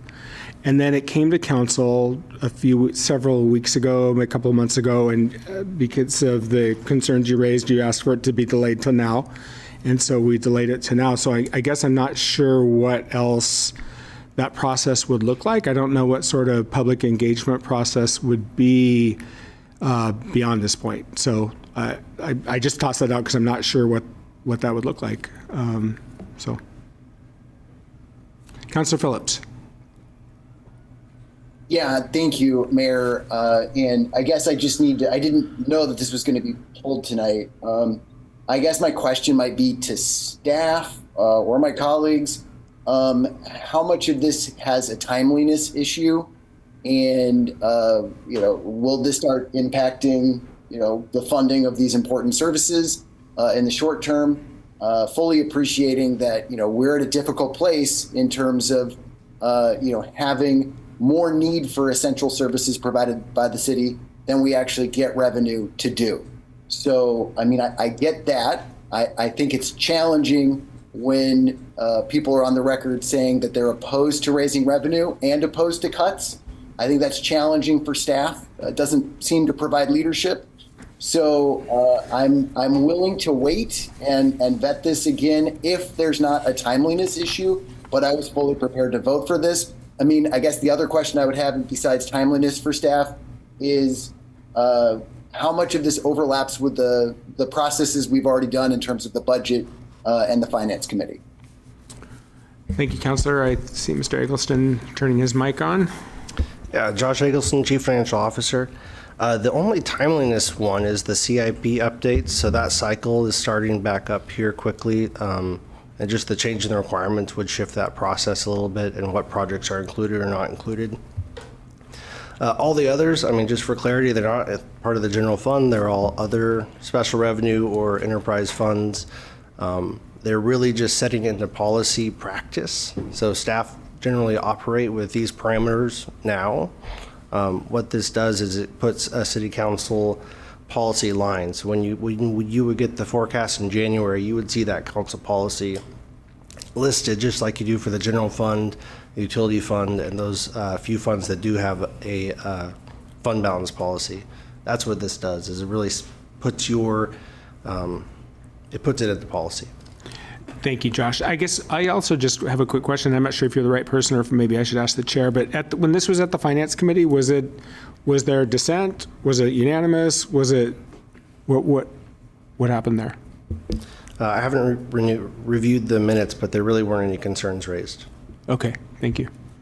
Councilor Stapleton and then Councilor Nishioka. Yeah, I was wondering if staff could just give a brief overview of what we are talking about for the general public who's listening. I think this might sound a little confusing. So I'm wondering if maybe just a brief, what are we talking about? What do these policies do? And what is the, if any, impact on the public? Yeah, I appreciate the question. And as mentioned, there's quite a few of them. So the CIP has some pretty material updates, changing the threshold for what's included there. So it's a council policy update. So it's changing your expectations for what you see from the capital improvement program every year. It changes the minimum threshold. What would be a CIP? What the definition of what a CIP project is? Right? It's a construction project. Yeah. So this changes the threshold. The largest change, and it's listed in the staff report. It changes it from $50,000 to $100,000. And that's where inflation is at from last time this was updated to $100,000. The balance of the policies, this is a common practice across municipalities. It's not unusual. Even here with the city, we have several for self-insurance, building safety, the general fund, just setting out council's expectation for reserve requirements. And I believe all these funds currently meet these reserve requirements that are set. So these aren't putting new commitments. It's not going to collect more dollars for these funds. This is just codifying that requirement in council policy. Councilor Nishioka. Thank you, Mayor Hoy. Yes, I simply wanted to say basically what Mr. Engelson was just saying, is that these policies they're just basically policy changes that are, for some of them, asking for a reserve fund, improving forecasting, and then the update for the CIP from 50K to 100K, which has already come to us on other issues. And so these are really just policy changes. It's not funding that's changed. So I do serve as alternate on the Finance Committee, and we did not have any questions, and everything was answered quite thoroughly for me, at least, and I think for the other members. Thank you, Councilor. Further discussion? Councilor Barney. Thank you. Well, I do serve on the Finance Committee, and we did review all of these as they were presented and finalized. They'd come to the meeting and we'd talk about them. We really went into a lot of depth on them, and the staff report really describes any things about the policy. A lot of these policies are new because we have been doing these things, but we didn't have them codified. They weren't in writing. And so that's why we really need these new policies so that we have the guidelines. The CIP one, as you said, the costs went up on it. In the staff report, it says, also on that one, during the Finance Committee meeting, Member Varney requested that as part of Section 3D, quarterly reports include a list of projects completed in the quarter and a budget to actual project cost comparison for each. And the committee approved that, and it was added. So I use that as an example that we did review them and talk about them, and they are public meetings, and the Finance Committee is recommending that we approve these. Thank you, Councilor. Councilor Stapleton. Thank you. I wanted to say that although I won't be supporting the motion to delay these, I feel like it's really important that we continue doing the work and moving forward. And I think staff have done a lot of work on these and are clearly trying to bring what is happening into council policy alignment, and I really appreciate that. When this came forward before, I do not serve on the Finance Committee, and I had a ton of questions, like what the heck is all this, right? And so the mayor and I had a meeting with staff, and we spent, a long time talking about this and fully understanding it. So I feel really comfortable moving forward at this time. And so I won't be supporting the motion to delay. Thank you, Councilor. Further discussion? Councilor Nordyke. Sure.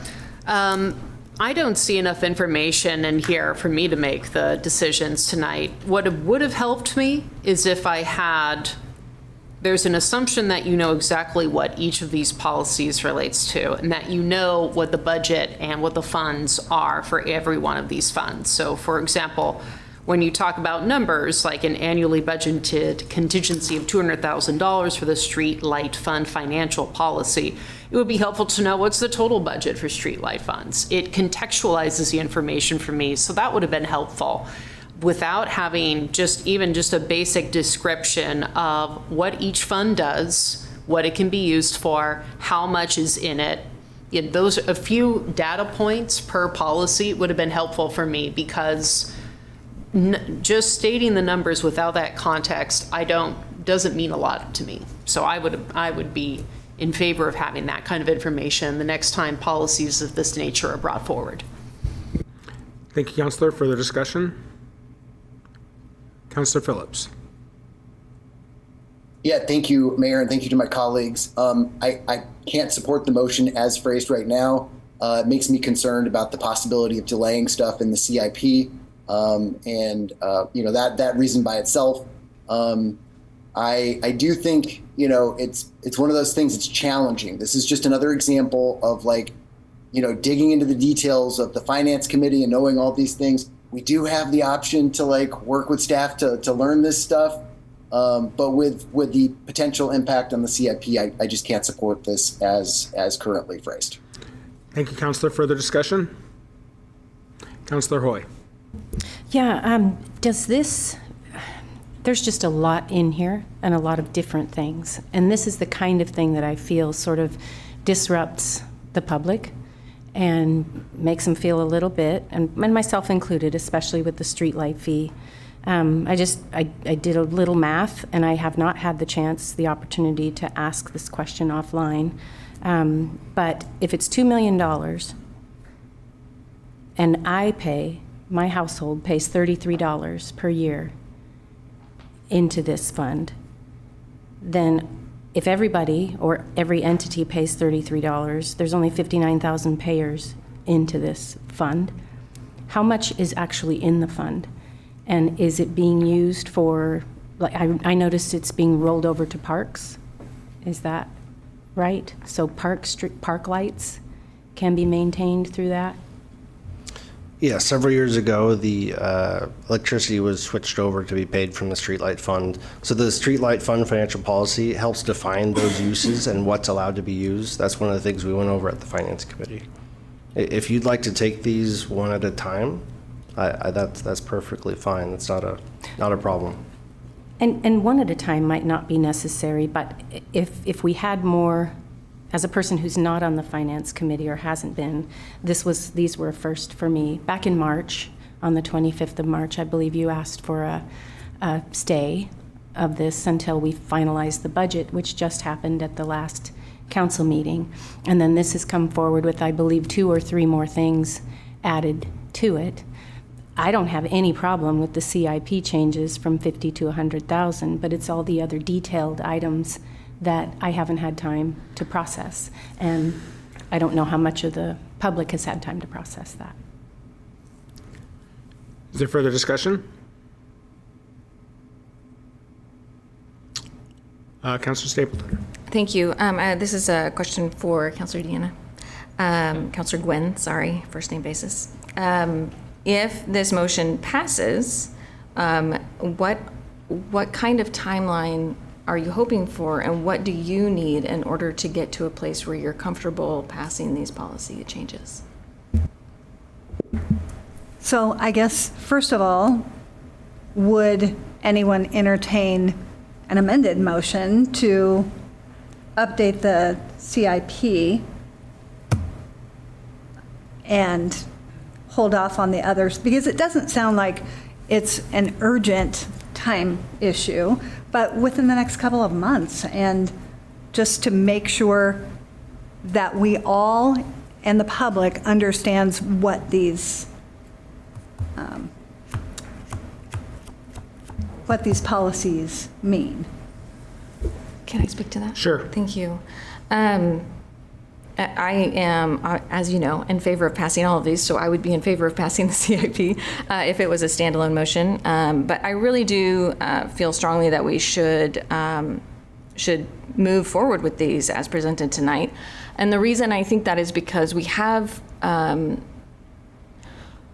presented this in front of the public and public meetings and counselors in a lot of different ways and a few times now. And we have, staff are always there to take meetings to help us get to a place where we're comfortable with things and understand them fully what we're voting on.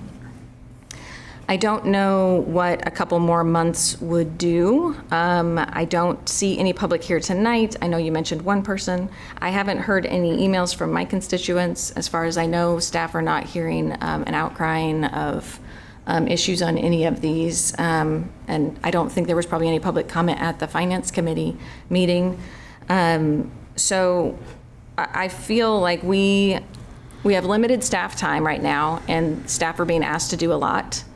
And this is something that then they are having to keep back and hold on to, and then bring forward again. And I would like to, I just feel like having them bring it forward again, I'm not sure if that extra work and time is going to be well used or produce very many changes to what we are presented tonight. I hope I said that all okay. Councilor Hoy. Thank you. Just another question about the intent of this. And I don't have the numbers, but a number of these things are for particular funds, and it's to ensure that there's that much money in these funds. Is that right? Kind of to tie up that dollar amount within the budget.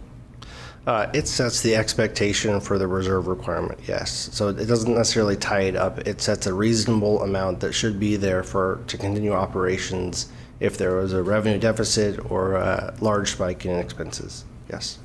And does it inhibit movement? Can this money be moved at all or not? In general, these are special revenue enterprise funds. These funds cannot be moved somewhere else. Okay. And another question then about the streetlight fee. I believe it's the one that hasn't been updated since 2015? That is correct. Okay. And what can the public expect? What can those who pay expect in an increase? And I would actually defer to Public Works. The recommendation in the policies for a CPI increase each year.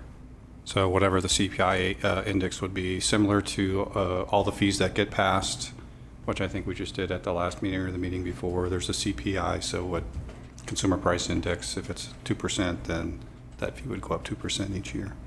From where it's at now? From where it's at now. Not a large increase, and then because Correct. we've missed out on the last 9 years? Correct. It would just start from where it is now. Okay. Thank you. Further discussion? Will the recorder please call the roll? Counselor Hoy. Aye. Counselor Nordijk. Nay. Counselor Varney. Nay. Counselor Stapleton. Nay. Counselor Nishioka. Nay. Counselor Phillips. Nay. Counselor Gwynn. Aye. Counselor Gonzalez. Nay. Mayor Hoy. Nay. Motion fails. Councilor Stapleton, do you have a motion? I do. I move staff recommendations. Second. Motion by Stapleton, second by Phillips. Councilor, to your motion. We've spoken a lot about this already, so I'm not sure I have much to add, but although I recognize there's a lot here and there's a lot of different policies, and sometimes that can seem a little overwhelming. But I have taken the time to thoroughly read through these, meet with staff, get my questions answered, and over the last few months have feel very comfortable with these, and know that this is, again, an alignment of practice to policy, and I appreciate that work. I do have an amendment, so I'm going to pause and then I'll raise my hand again. Further discussion? Councilor Gwynn. I can't support the motion because I have a very difficult time accepting increases in fees in a consent agenda. I just have a hard time with it. It doesn't seem transparent to me. And I know that I voted in favor last year, and I am still kicking myself a year later for that because I didn't realize it. So I can't support the motion.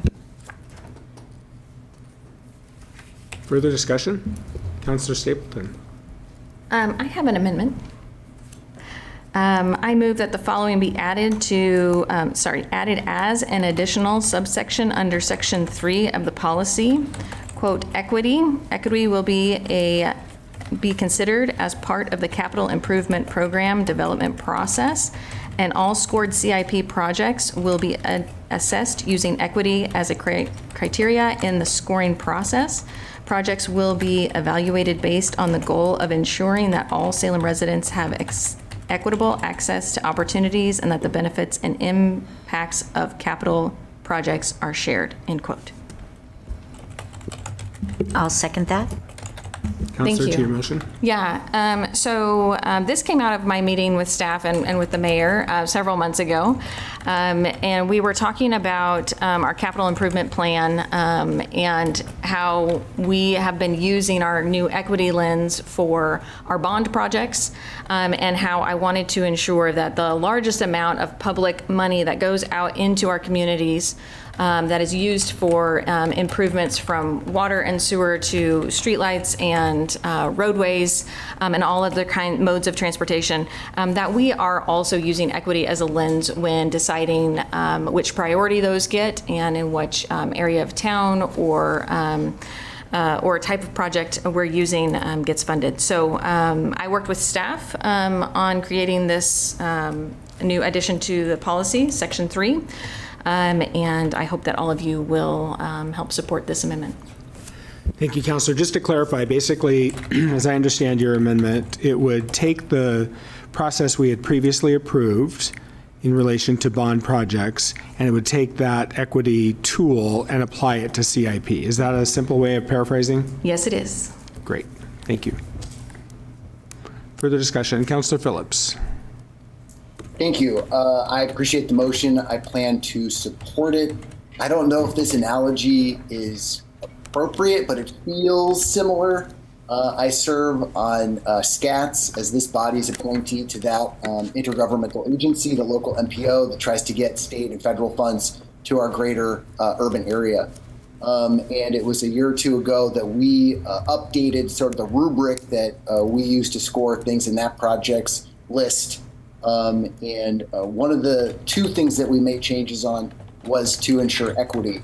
I think that there's some upside that's not apparent to people who may not see equity as something important. I think this body's been pretty clear over time that we do think it's important, but it has a substantial overlap with safety and sort of mitigating the lack of fairness that comes with climate disruption.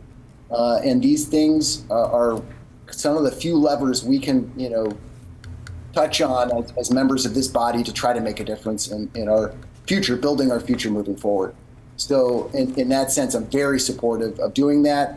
I think it's very helpful because when you improve infrastructure, you end up making it safe and more resilient over time. I guess my question to staff is there any need to add additional language on safety specifically? A bit behind my question and why I'm asking it is I think we've already done a lot as this body through the leadership of former Council President Stapleton to kind of codify our policy positions on safety. And I bring it up specifically because I think it increases the number of grants we can apply for. So just asking that question, and if there's not an answer tonight, I'm fine to take it offline too. Thank you, Counselor. Does staff want to give that a shot? Anybody? Nobody is racing to the microphone, Counselor. I know you probably can't see that here in the room, but I can see pretty well. My educated guess is we've already done a lot, and we've already received grants at the federal level, so I think we're pretty strong on that issue. And again, I emphatically support this amended motion. Thank you. Mr. Eggleston, it looks like he's going to give it a shot. I'm going to try. Josh Eggleston, Chief Financial Officer. So in relation to the CIP scoring, safety represents a pretty large portion already and generally always has. Equity is being rolled out with this motion, be in the policy, so it would be included in the scoring, but we're not looking to take away that safety component in the scoring process. Thank you. Further discussion? Councilor Nordyke. Thank you. There's no written motion, right? No, I'm sorry. I just have the one copy, but I can bring it over to you. Yeah, I mean, I prefer written motions as a general rule, just because it doesn't feel like a surprise during the meeting. Thank you. I appreciate that. And, furthermore, I support equity to be considered in CIP programs, full stop.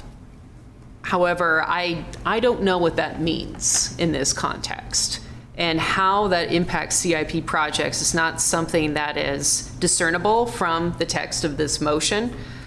I'd be more inclined to support it if we had an opportunity to take a look at what the city staff comes up with in terms of like, oh, you want to use an equity lens for scoring projects. Here's what we think it might look like. So if we can have staff come back with a draft for us to kick around and talk about, I think that would, that to me would make it more compelling, because how you score for it is important. And when we talk about equity, it has become such a loaded term now. And it means separate things to separate people. And so I love this concept, but I would like to see it fleshed out. And I'm inclined to support the motion if staff can come back with us and give us a draft scoring sheet that shows how equity would be baked into our CIP. And if that's something that can be done, then I'm happy to support the motion. Thank you, Counselor. I think, and maybe staff will clarify, but I think this is just taking the tool that this group already approved and applying it to this process. But Mr. Martin has his mic on. Yeah, so it's been about 9 to 12 months ago that we actually came to the group and rolled out an equity component. And so we looked at the SCATS model, and we factored in about 8 to 10 different categories, and we had a map, and based on all the different characteristics. And so we believe we have that in place now, and I'd be happy to share it again. But we have been using that model since we rolled it out, probably. So we're already doing it? We're already doing it. Equity is already included in the scoring sheets for the CIP. And if that's the case, then why do we need a motion if it's already in place? Because I do remember us talking generally about an equity lens. I do remember being present for that, but yeah, I don't understand the purpose of the motion then if it's already being done. Microphone. Sorry. From my understanding, we are using the equity lens on our bond projects, and I could be wrong, because the equity lens is not included in the policy for the CIP, and this would be making that that addition to the policy. Like I was speaking earlier about how we're already doing some things. The practice isn't with the policy, and so the practice is ahead of the policy. So I think what we're trying to do is bring the policy in line with what's actually being done by staff. Did I speak to that correctly, Brian? We're actually scoring almost all the projects with the equity component. The only ones I believe that aren't scored yet are IT projects, which are a little bit different anyway, and then I think facilities, which are more maintenance related. So everything else in the CIP is basically using that equity component. So my statement about bringing that policy up to the practice, would that, in your mind, really kind of nail this in? Does that make sense? Yes, it would take what we are already doing and just codify it to some extent by having it in the policy. Thank you. Councilor Phillips. Thank you. And I think this is highlighting exactly what my understanding was. So I appreciate that. I don't know if this is helpful or just drags on the conversation, but I mean, I think that this is an improvement. I think that we've, 9 to 12 months ago made the right decision, and better is better. But like practically speaking, is this going to change things like a big time or not a big time?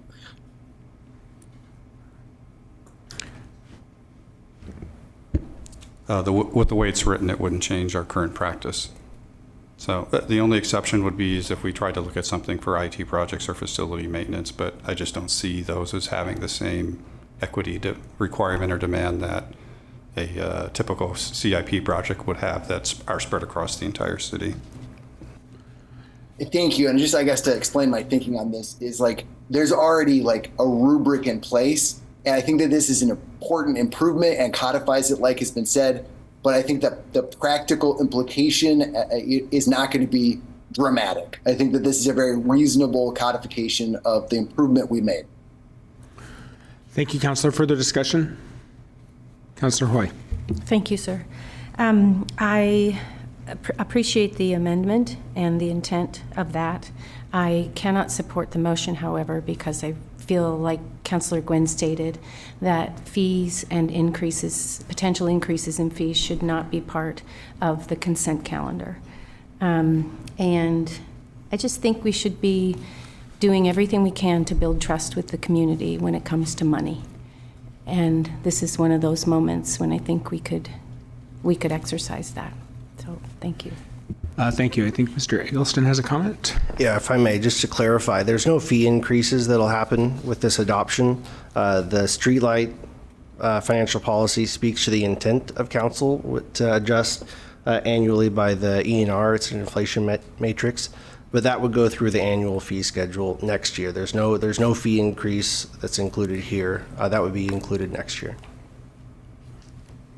Thank you. And also, it's not on the consent calendar anymore because it was pulled. It's under item 5 now. Yes, Martin. Yeah, I'm sorry. I want to clarify something. I did make a mistake, and I'm referring to what Josh is saying. This is not setting the fee, but we did put in the streetlight fee a rationale for how we would look at increases in the future. And I was incorrect about it just being CPI. It's actually a combination of what we get charged from the electrical company to cover the energy costs, and there's a CPI component, and that's split based on what the costs are for electricity versus what the costs are for ongoing operations and maintenance. So when I said it was just CPI only, I was incorrect. So I appreciate the question, so I could go back and clarify that. And it's not, this doesn't implement that. It just puts a policy in place. So for future fee schedules, it would guide staff to prepare a proposal for council. Is that correct? Correct. Okay. Further discussion? So we're going to vote on the amendment, which is including the equity. So if the recorder would please call the roll. Councillor Nordyke. The explanation was very helpful. Aye. Councillor Varney. Aye. Councillor Stapleton. Aye. Councillor Nishioka. Aye. Councillor Phillips. Aye. Councillor Gwynn. I need clarification. Are we just, We're just voting on whether to include the amendment into the motion, and then we'll vote on the actual motion, either amended or not. okay, then, so I'm just voting on the equity piece? Correct. Aye. Councillor Gonzalez. Aye. Councillor Hoy. Aye. Mayor Hoy. Aye. Motion passes. All right, now we're on to the main motion, the amended motion now. So now it includes the original motion and the amendment that includes the equity. Is there further discussion? Will the recorder please call the roll? Councillor Varney. Aye. Councillor Stapleton. Aye. Councillor Nishioka. Aye. Councillor Phillips. Aye. Councillor Gwynn. Nay. Councillor Gonzalez. Aye. Councillor Hoy. Nay. Councillor Nordyke. Aye. Mayor Hoy. Aye. Motion passes. All right, we are on to item 3.3C. Councillor Nishioka. Thank you, Mayor Hoy. I pulled this because We need a motion first, please. Thank you. See, you're going to have to work with me. Let's find the motion. Where are you? Here it is. Microphone. Thank you. 3C. This is the motion right here. I move to approve the allocation of $3 million from the Safety and Livability Bond to pay for off-site improvements necessary to construct new affordable housing units to be developed by Neighborly Development at the intersection of Joseph Street Southeast and Aumsville Highway. Second. Motion by Nishioka, second by Mayor Hoy. Councillor, to your motion. Thank you. Thank you for seconding that and reminding me how I needed to do it. So I had several questions on this, and I will say that I also am alternate on the Bond and Livability Committee, and this was presented at the last meeting, and there was a lot of discussion about it. But I was simply trying to understand how we've been working with finding ways to have mixed income units where they have a certain percentage affordable and then many that are market rate.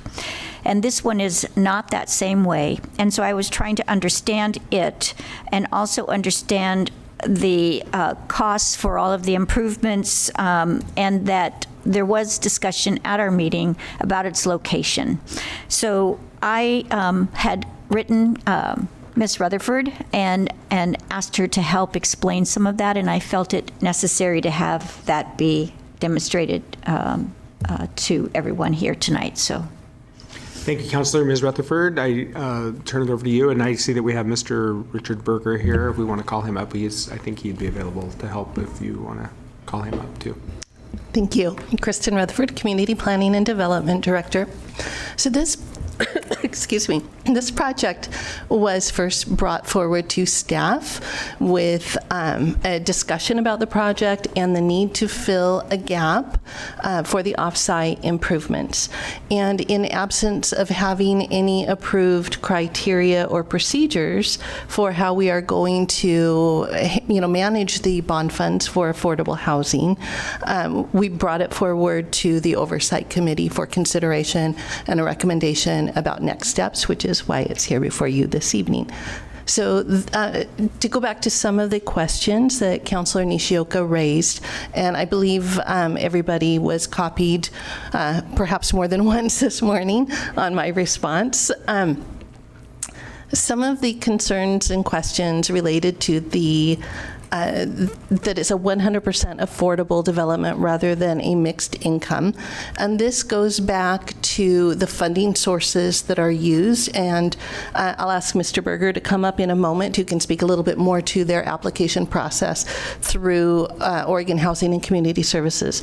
But they are using LIFT funds, or hoping to use LIFT funds for this project, which would require that the project be 100% affordable. So as we are coming forward and talking about other projects, like our MUHTIP funded projects, where we are adding an affordability requirement to these projects in order to obtain the incentive, and as we're looking at some of our future housing authority projects where we're leaning in more towards mixed income projects, we're doing that because funding for, to fund a 100% affordable project, those funds are rare and limited and precious and very, very scarce, right? So we cannot rely on those to continue to build 100% affordable projects. So the next best option is turning towards mixed income projects where the rents on market rate or a higher percentage, like 120% of the AMI, those rents can help subsidize the lower income units, right?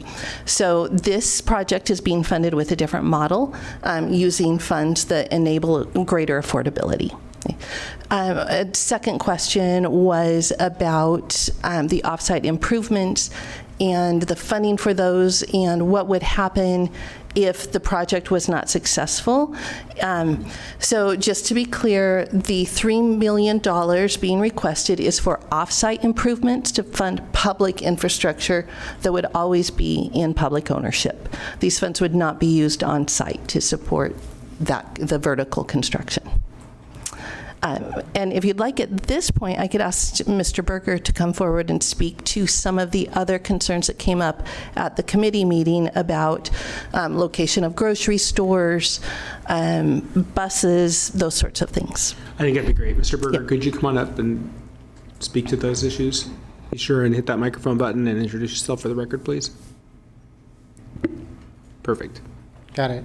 Hello, councilors. My name is Richard Berger. I'm the Director of Development for Neighborly Development. This is, I'm the developer on the project, but this is a nonprofit. Community Resource Trust will own this project. So it is a nonprofit venture. Community Resource Trust owns Cornerstone, which is another project in town that we developed. And just to kind of highlight the need before I get into the locational issues, they have a waiting list of 600 people. Trying to get into that project that is all affordable. On the locational side of this has come up a lot as we've vetted this site, because on the surface it is a ways out there. But I want to highlight some really good things we like about that site, and we develop a lot of multifamily, and I've developed over 400 units of affordable housing in the city of Salem area. One of the biggest ones I want to highlight is jobs. The city's made a huge investment in the Mill Creek Corporate Center, and there's just a ton of jobs out there. And if you build an affordable housing complex near downtown or in other parts of the city, that's great for people who work downtown or in those parts of the city. But transit out to the Mill Creek area is a long way. Additionally, driving out there is a long way. So this really brings that opportunity for those people who work in that neighborhood to live in that neighborhood. It's also a really nice place. Like, not everyone wants to live on Portland Road or in quite as big of a core, and the open space is really amazing. Corbin University is right across the street with their fields and their open space in that natural setting, and their volleyball courts and their Frisbee golf course. So there's just a lot of opportunity out there that you don't necessarily think about. There's also great schools there. So an opportunity to change lives is really, really positive. And then the property is zoned correctly. It's permitted for this use. So whether it's affordable or whether it's some other multifamily development, the city has allowed this to move forward. On the negative side of this site, you really have access to transit and shopping as being the really big negatives. The city is moving that way. There is a road, I forget the name of the road, but as soon as it's finished, transit will move closer. It's still not right at the site, but it is moving closer. And I was talking to Chariots recently on trying to figure out exactly when that's coming, but it should be in well before we're there, a new stop right at Corbin. And then since we've known this is an issue, we're actually working on funding through the state funding we're getting and the revenue we get from the project, having our own shuttle bus and service, similar to how senior housing projects have their own shuttle bus, and they get people places, to have our own, to connect people to the Mill Creek, the different portions of the Mill Creek Corporate Center, as well as connect them down to the very large shopping that's right down there at kind of the Lancaster 22 area. So that's all part of our plan. You guys kind of get a little snippet of, a lot of thought that's gone into this. Thank you, Mr. Berger. Are there questions for the developer? Or further questions for staff? Councilor Nordyke. Thank you so much. This project shows enormous promise, but I do have some questions. So the staff report says that the team intends to seek funding from OHCS, and that offsite improvements are estimated to cost not $3 million, which we would be providing, but 5.5. So it sounds like there's still a pretty big price tag where you're going to have to come up with the rest to make this project a reality. And I want it to work, and I want you to get every penny you need to make it happen. But what happens if you don't get the funds? And what happens to the $3 million that we have provided in offsite improvements? Because once those improvements are made, we can't take them back. They're done. They're used up. And contrary to what I wanted, we only set aside, out of a $300 million bond, we only put in $10 million for this affordable housing fund. And I said that was not enough, and it's not. This will take almost 1/3 of this funding. So I want to make sure it's a great project. It sounds like a great project, but what can be done to reassure me that this $3 million will be wisely spent? And I see Kristen Rutherford nodding, so I'd be happy to start with her. I think we'll tag team this one. So I will speak to the $3 million, and then I'll let Richard speak to the OHCS process and how that application cycle is working. So the $3 million in offsite investment for those improvements will only occur in conjunction with this project. So we will not be out ahead of the project. So those funds would not be at risk. If the project doesn't move forward, those funds don't get spent. I'll let you handle the OHCS process. Yeah, thank you for noting that, because we will not build a street and not an affordable housing. They will happen at the same time, and only if we receive the funds from the state. We've been through the process of receiving state funds several times, including on Cornerstone, but they've revamped their process this year, and so it is a little bit of a gray area on what criteria, and when they come up with new criteria, how it will all work. This project has a great advantage because it is really ready to go. We have land use, we have a lot of steps, we have a great partnership and a great track record. We're planning on submitting this week to the first step of OHCS, actually the second step. The first is just putting your name on the list as possibly applying. This is the formal application that we intend to do this week. We're hoping to have this letter in the file to show that there's city buy-in on this and a city commitment to this. That's really the timing impetus. And the state's process is they have 30 days to respond. And so we're hoping to have that commitment in that August, September timeframe. But as I said, this is a new process, so I'm hopeful, fingers crossed. And then we can line up our construction drawings and start next spring. And the OHCS process is after this phase, if we're approved, they'll get a letter of intent to us saying, here's your allocation, and then we have to do a whole bunch of documents, and then we close like a loan, where then they'll start actually giving us funds. So we would close similarly with the city funds at that time when it's guaranteed we're going to get those state funds.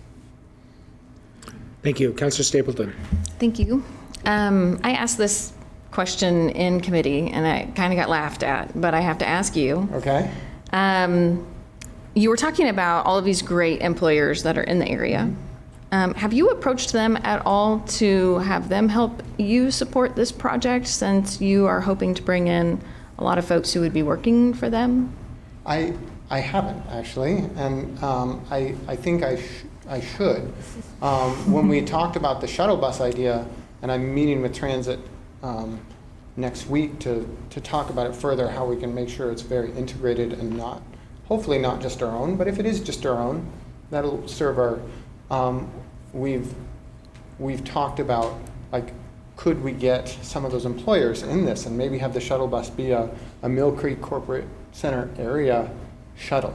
The only one I have had several conversations is Corbin, who is a big employer out there, but I haven't talked, and I've talked to the Mill Creek staff about it, but the individual employers I have not.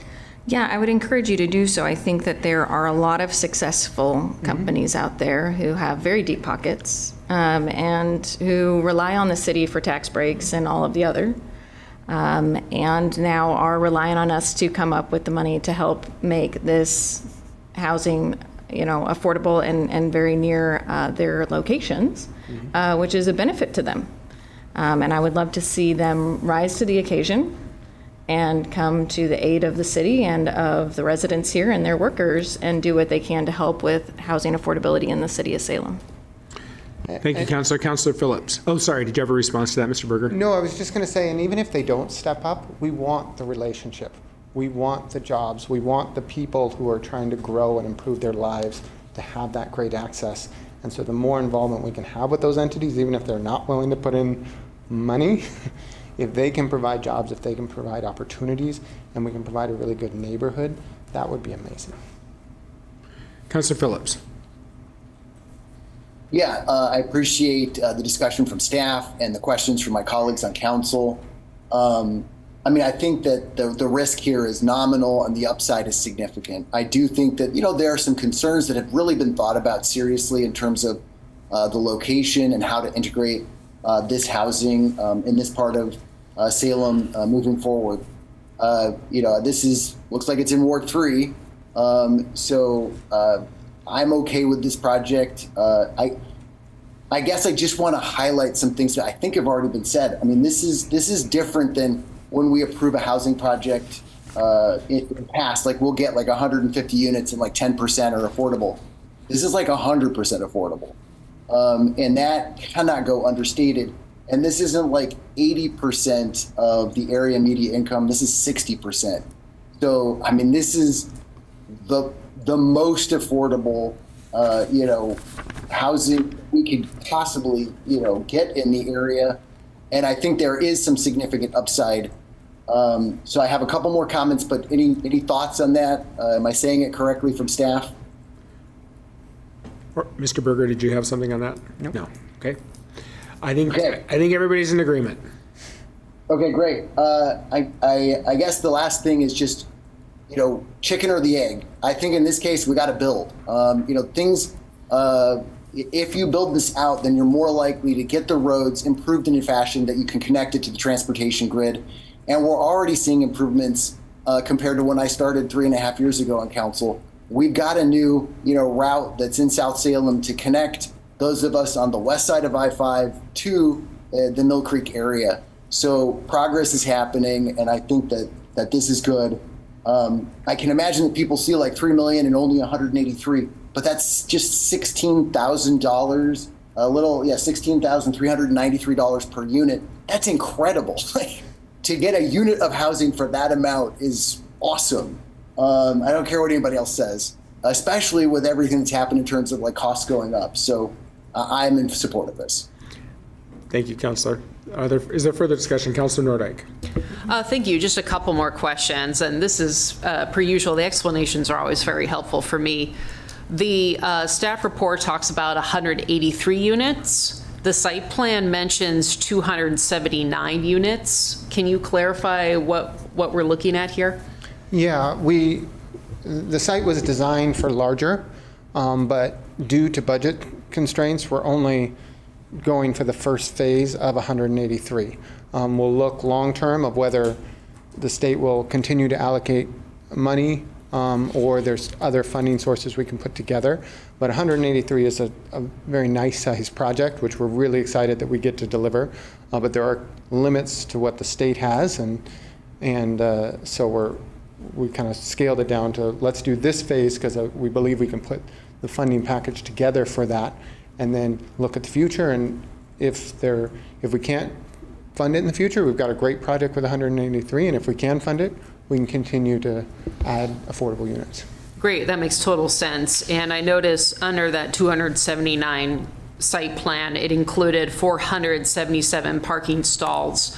With your scaled back program of 183 units, how many parking spots do you plan on having? I don't have that off the top of my head. I'm sorry. We are meeting with staff next week on the planning side to make sure the phasing works for their code.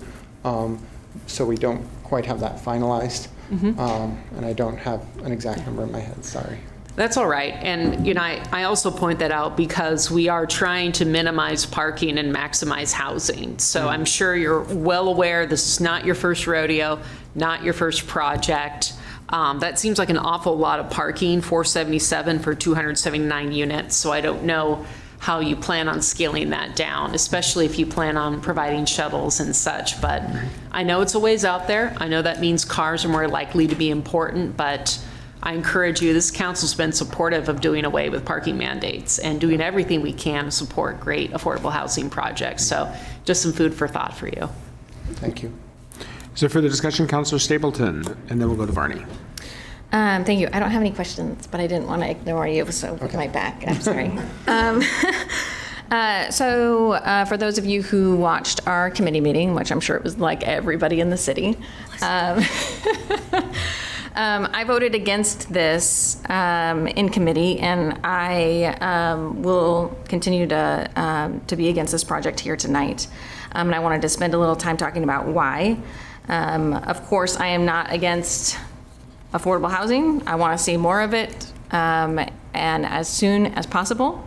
But for me, I feel like we are sacrificing one goal for another, and we are sacrificing our climate action goals for our housing crisis. And although both of these are very real and ever-present and very intense, we talked a little bit about our committee meeting today in climate action about how do we struggle with these things that seem to be in tension with each other and come out with direction. And so for me, I felt like our committee discussion was really great.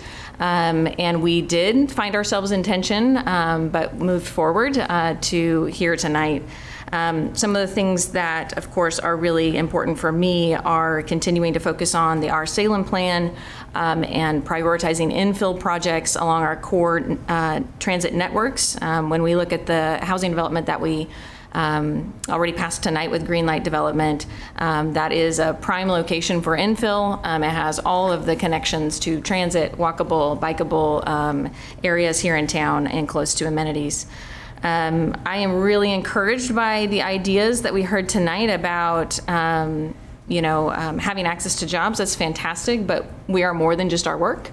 There is family. There are entertainment and of course shopping and all of the things that go with living. And that's going to mean that these folks are going to be relying on car transportation. And that means that they're going to need a car payment and insurance and registration and maintenance costs. My husband and I were just driving our truck over the mountain and we felt something in the front end. Took it into Les Schwab and Sisters, and it turned out that one of our tires was about ready to blow. And we had to get all new tires, just a drop of a hat, $1,400, right? And when you're a car owner, you have to be prepared for that. But that's a cost of living in our society that we don't talk about enough. It is the second highest expense for people who are living here, is their housing first and transportation second. And although I love this project on all other sides, making it affordable to live, but then increasing the transportation costs, there we go, is just something that I am struggling with. And so I really want to help us focus our money, the small amount, I wish it was more, like Councilor Nordyke said, that we've set aside for affordable housing, to be in locations where it's going to be affordable as a whole. So the whole part of living for these folks is going to be affordable. Those are projects that I want to focus this money on. I think that this has the votes and is going to move forward. But I want to. This was just one of those spaces that I couldn't sacrifice one goal for another. So I appreciate you all being willing to listen to my struggling with the hard choices that we make. Thank you, Councilor. And like I told you at our committee discussion, I don't think, I very much support this project. Is it ideal? No, but it's inside the urban growth boundary. Housing and homelessness are this council's #1 priority and have been for a number of years.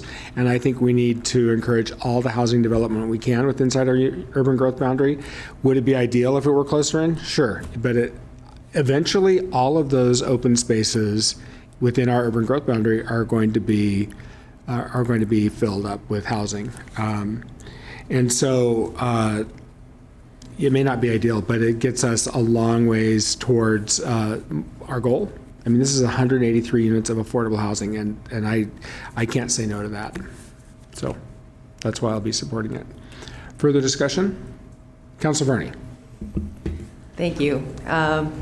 I'm really struggling with this one. I think it's a great project, but I'd like to be able to pick it up and move it in where there is access to stores and services and the transportation. I think the shuttle to jobs is a great idea, but folks are still going to have to have cars to get to services, and that concerns me. At the bond meeting, one of the things we talked about was moving forward with this $10 million for affordable housing, is we really needed to develop criteria to use to select projects, and we haven't developed those yet. And I'm looking at this using up 1/3 of our affordable housing funds, and that makes me a little uncomfortable because we don't know what else is going to be coming up to use those funds. Yeah, I think 183 units is great, but not being in a core transit area or having access with bike, bus, I mean, those are really some challenges. I did have a question. So in terms of affordable units and providing those affordable units, is this for perpetuity, or is there a limited term that these will be affordable? I mean, how does that work? Yeah, it will be tied to the state funding, which is typically 30 years. But this is owned by a nonprofit. So the intention is not that that nonprofit at the end of 30 years will say, oh, I want to make a profit, or I mean, it's their purpose to manage and own affordable housing for the benefit of the population they serve. So it will be restricted based on funding for that period and based on this city as well. But after that, it's not going to be flipped. It'll be in the hand of the nonprofit to continue to serve their mission. Okay, thank you for the answers. So as a nonprofit, does that mean that you don't pay property taxes? The intention is to, yes, to use, there's a few different funding mechanisms to limit property taxes or get rid of property taxes, and that is part of the funding structure, that those would be limited. That will be a separate conversation and discussion, but that is part of just about any true affordable, and definitely affordable that's owned by a nonprofit, funding for property. I think Ms. Rutherford has a comment on that. So we have two different programs, for nonprofit owners of affordable housing. So one is our low-income rental housing property tax exemption program that allows up to a 10-year tax exemption for affordable housing. We also have the management agreement through the Housing Authority that a lot of projects go through to get their pass-through tax exemption, which can be a longer term than the first program that I mentioned. And this project will be exploring the management agreement with the Housing Authority. Councilor Gonzalez.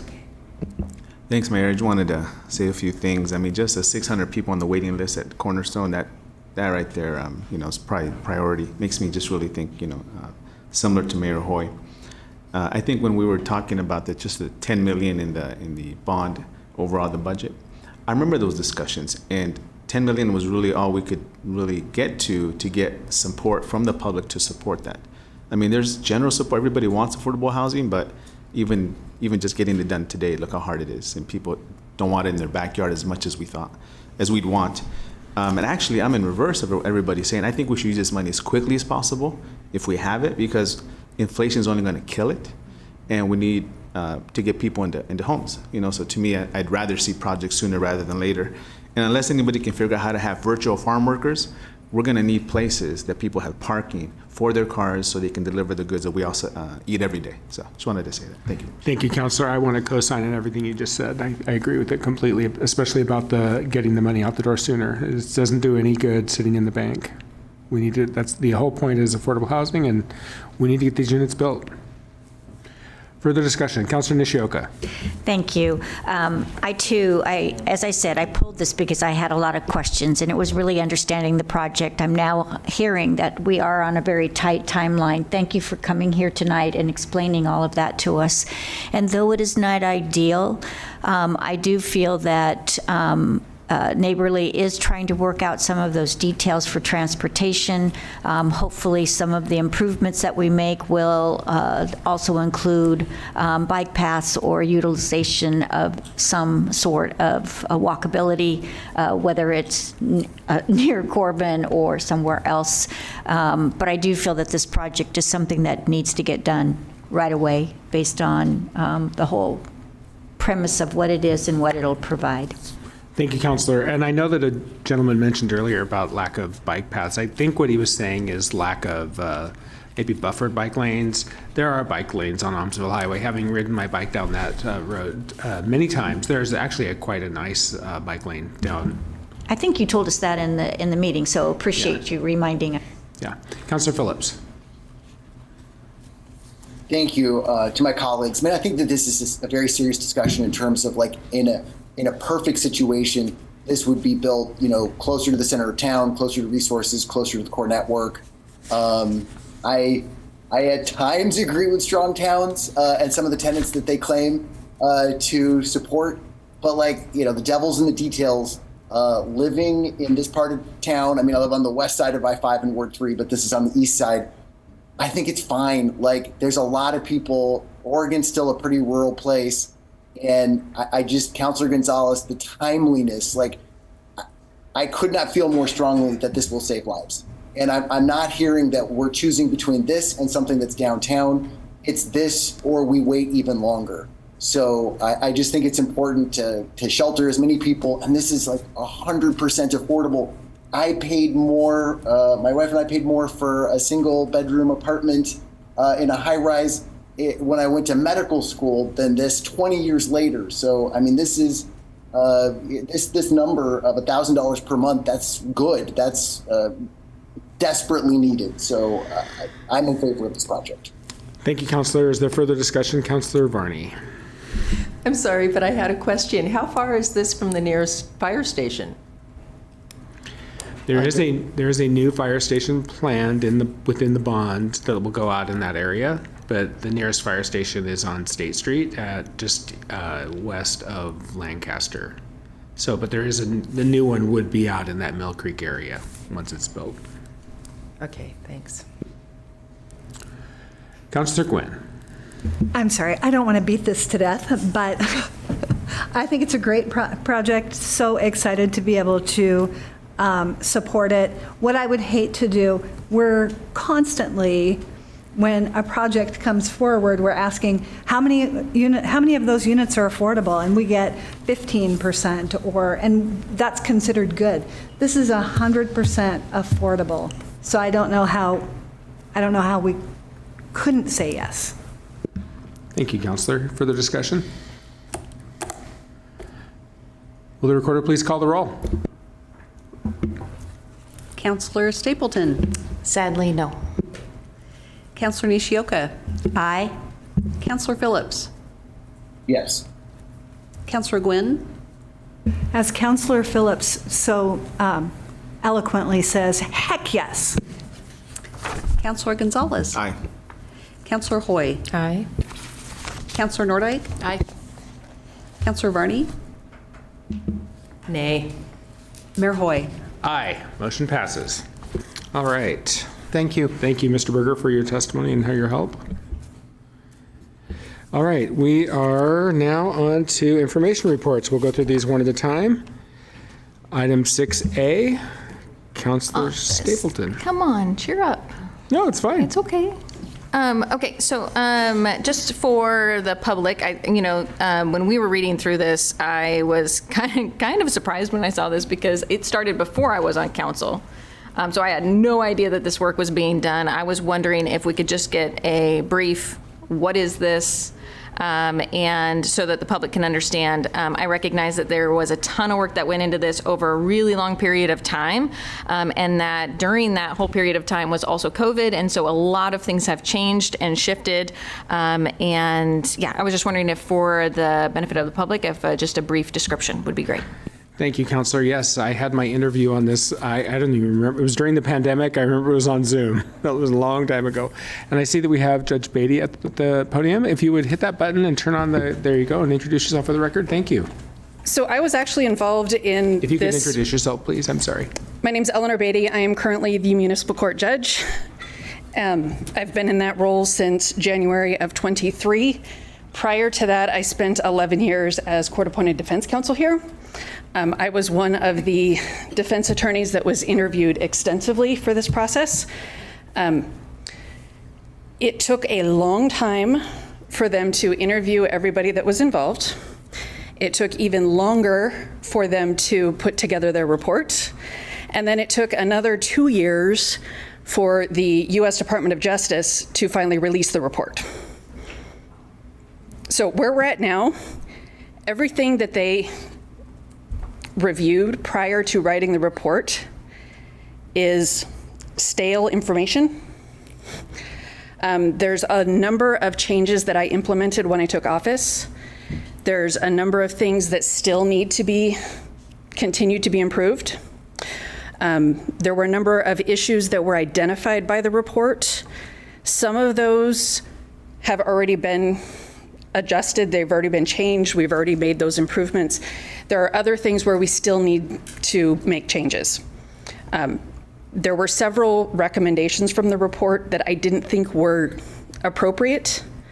I didn't think they were necessary.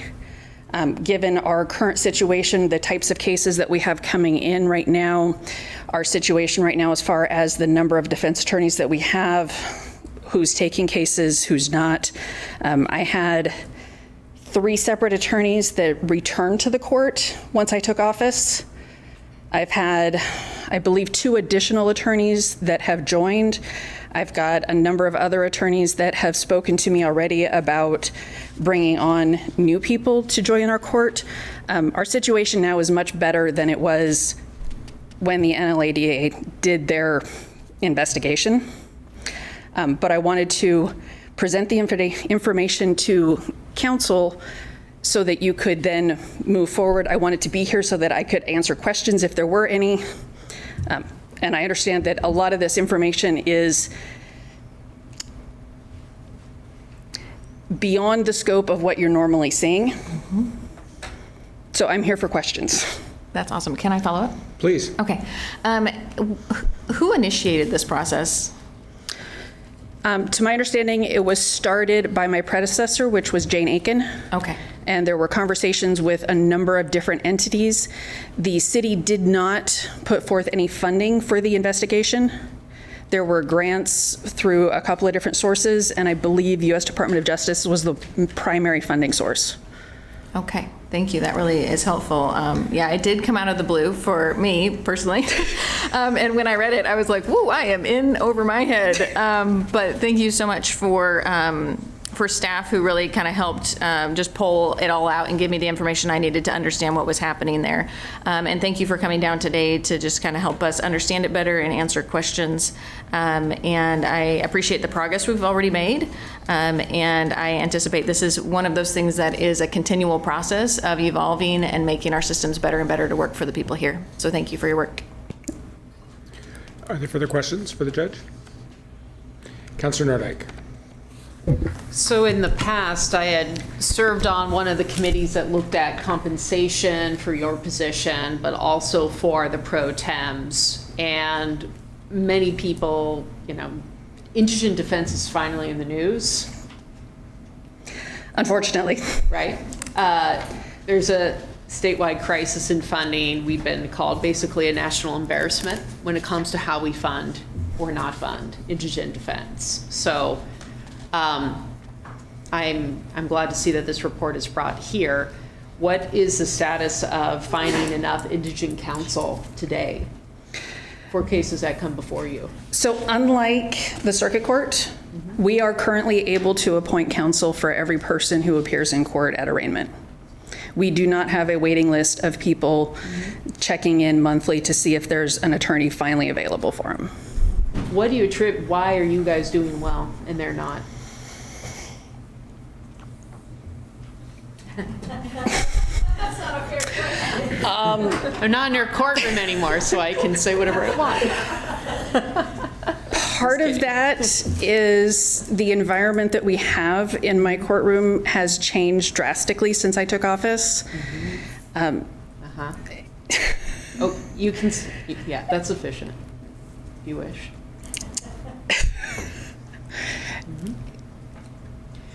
I have another question. So they recommended improving funding for indigent counsel. Is that a recommendation that you have, that you support this time? Or it sounds like you have no problem finding indigent counsel, so maybe there's not a need currently for your courtroom? We're able to find people, but there is difficulty retaining people that are quality counsel. We have a number of people that will work with our court for a short period of time, and once they're able to get a contract either with county or with OPDS, the state system, a lot of times they don't have enough time left for us. So it's almost like you're a proving ground for attorneys who want to qualify the felonies and which is what, like that. Yeah, this court has always been a stepping stone for people who are wanting to try out criminal defense. And I don't see a problem with that. We've also always had a handful of counsel that will stick around for several years, like I did. And thank you for that. And you have enough pro tem judges currently to assist you? We currently have 5. I am looking for a couple additional ones. 2 of our pro tems have been serving the city for, one of them, I think about 20 years, and the other for 40. Sounds like a volunteer service award if I've ever heard one. Except that they receive They are paid for their time. But I am looking for a couple additional pro tems. I've got a number of people that have had conversations with me about it at various times. So, great. Thank you, Your Honor. Are there further questions? Thank you so much for coming down. We appreciate Thank you all. it. All right. Anything on item 6B? 6C. Oh, sorry. Counselor Phillips. Oh, so sorry. Thank you. So 6B is a process thing. An election happened, and it happened utterly peacefully. I may be happy with some results and disappointed in others, but I accept them and I acknowledge them. And I think it's utterly important for everybody, no matter what level of government and leadership, to demand that in all of our leaders now and moving forward. It's not supposed to be a big deal. We're supposed to have a democratic republic, and we're supposed to have a peaceful transfer of power. Thank you, Counselor. For the record, I signed it right here. Thank you. Counselor Nishioka was there. All right, further discussion? Varney, did I see your hand on 6? Okay, on the next one, okay. And nothing else on 6B? All right, 6C. Counselor Varney. Thank you very much. I wanted to point out this decision for this 26-unit multifamily housing development. The process was an amazing collaboration between the neighborhood association, the developer, the residents, neighbors, staff, and it was all really, really positive. And there were things that were incorporated, like the trees and broader sidewalks and other things. And I just wanted to point out that's the way it's really nice when it works out that way. So thanks. Thank you, Counselor. All right, that concludes information reports. We're now on to first readings, item 7.1A. Ordinance Bill Number 924, an ordinance relating to utilities and stormwater, amending SRC 70.005.070.310, 71.025, .055, .080, .085, .087, .090, .095, and .100. Counselor Stapleton, do you have a motion? Yes, I move that we initiate the amendments of the Salem Revised Code, Chapter 70 for utilities and the SRC, Chapter 71 for stormwater by conducting first reading of Ordinance Bill Number 9-24, schedule a public hearing for August 26, 2024, and after conducting the public hearing, advance the ordinance to second reading. Do we have a second? Second. We have a motion by Stapleton, second by Phillips. Counselor, anything further on your motion? I don't think so. The summary here on the agenda is really great and explains what is going on. But yeah, I'll leave it at that. All right, and we'll have a public hearing in August to fully vet the issues. Counselor Nishioka. And again, I've already spoken a couple times about having been on this advisory board, and again, love the name, SWAG. And I really respect the work that Mr. Chandler did for this, and the staff, they were all excellent, and the team that they brought in of developers and engineers were great. Thank you, Counselor. Is there further discussion? Will the recorder please call the roll? Counselor Nishioka. Yes. Counselor Phillips. Yes. Counselor Gwynn. Aye. Counselor Gonzalez. Aye. Counselor Hoy. Aye. Counselor Nordike. Aye. Counselor Varney. Aye. Counselor Stapleton. Aye. Mayor Hoy. Aye, motion passes. Item 7.1B. Ordinance Bill Number 824, an ordinance relating to housing and land use, amending SRC 111.001, 205.005, .010, .055, 210.030, .035, 220, .005, 225, .005, .010, 230, .005, .020, .040, .045, .050, 250, .005, 270, .005, 300, .100, .520, .850, 514, .010, 522, .015, 523, .015, 524, .005, .010, 525, .010, 533, .010, 533, .015, 534, .010, .015, 536, .015, 537, .010, 545.010, 555.015, 603.020, 700.005, .007, .085, 704.001, .005, .010, 806.035, and .040, repealing SRC 525.015, .020, 537.015, .020, 603.025, and .030, and creating SRC 704.015.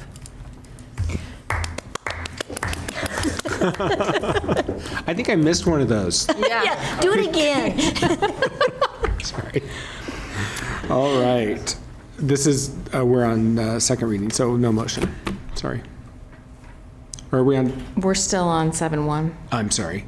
So we do need a motion. Yes, I move that we conduct a public hearing on ordinance bill number 8-24 and advance to second reading. Second. Motion by Stapleton, second by Varney. And I feel like that was like a choir. I know, I think Okay. there were at least 3 seconds. I just wanted to say that this is an amendment. We're talking about the UDC and promoting housing development and complying with state rules and laws and updating other provisions in the code. Is there further discussion? Councillor Varney. I just had to say, the West Salem Neighborhood Association reached out to me. They had submitted concerns and comments, and I really appreciate staff's responses to all those. And the Neighborhood Association is very supportive of this moving forward to the public hearing. Thank you, Councillor. Is there further discussion? Will the recorder please call the roll? Councillor Phillips. Aye. Councillor Gwynn. Aye. Councillor Gonzalez. Aye. Councillor Hoy. Aye. Councillor Nordike. Aye. Councillor Varney. Aye. Councillor Stapleton. Aye. Councillor Nishioka. Aye. Mayor Hoy. Aye, motion passes. Now we're on to second readings. 7.2A. Ordinance Bill Number 724, an ordinance vacating a public sanitary sewer easement located near Orchard Heights Road Northwest and Linwood Street Northwest. Councillor Gwynn. Aye. Councillor Gonzalez. Aye. Councillor Hoy. Councillor Nordike. Councillor Varney. Aye. Councillor Stapleton. Aye. Councillor Nishioka. Aye. Councillor Phillips. Aye. Mayor Hoy. Aye, motion passes. All right, we have nobody signed up under number 8 for public comment, and therefore we are adjourned.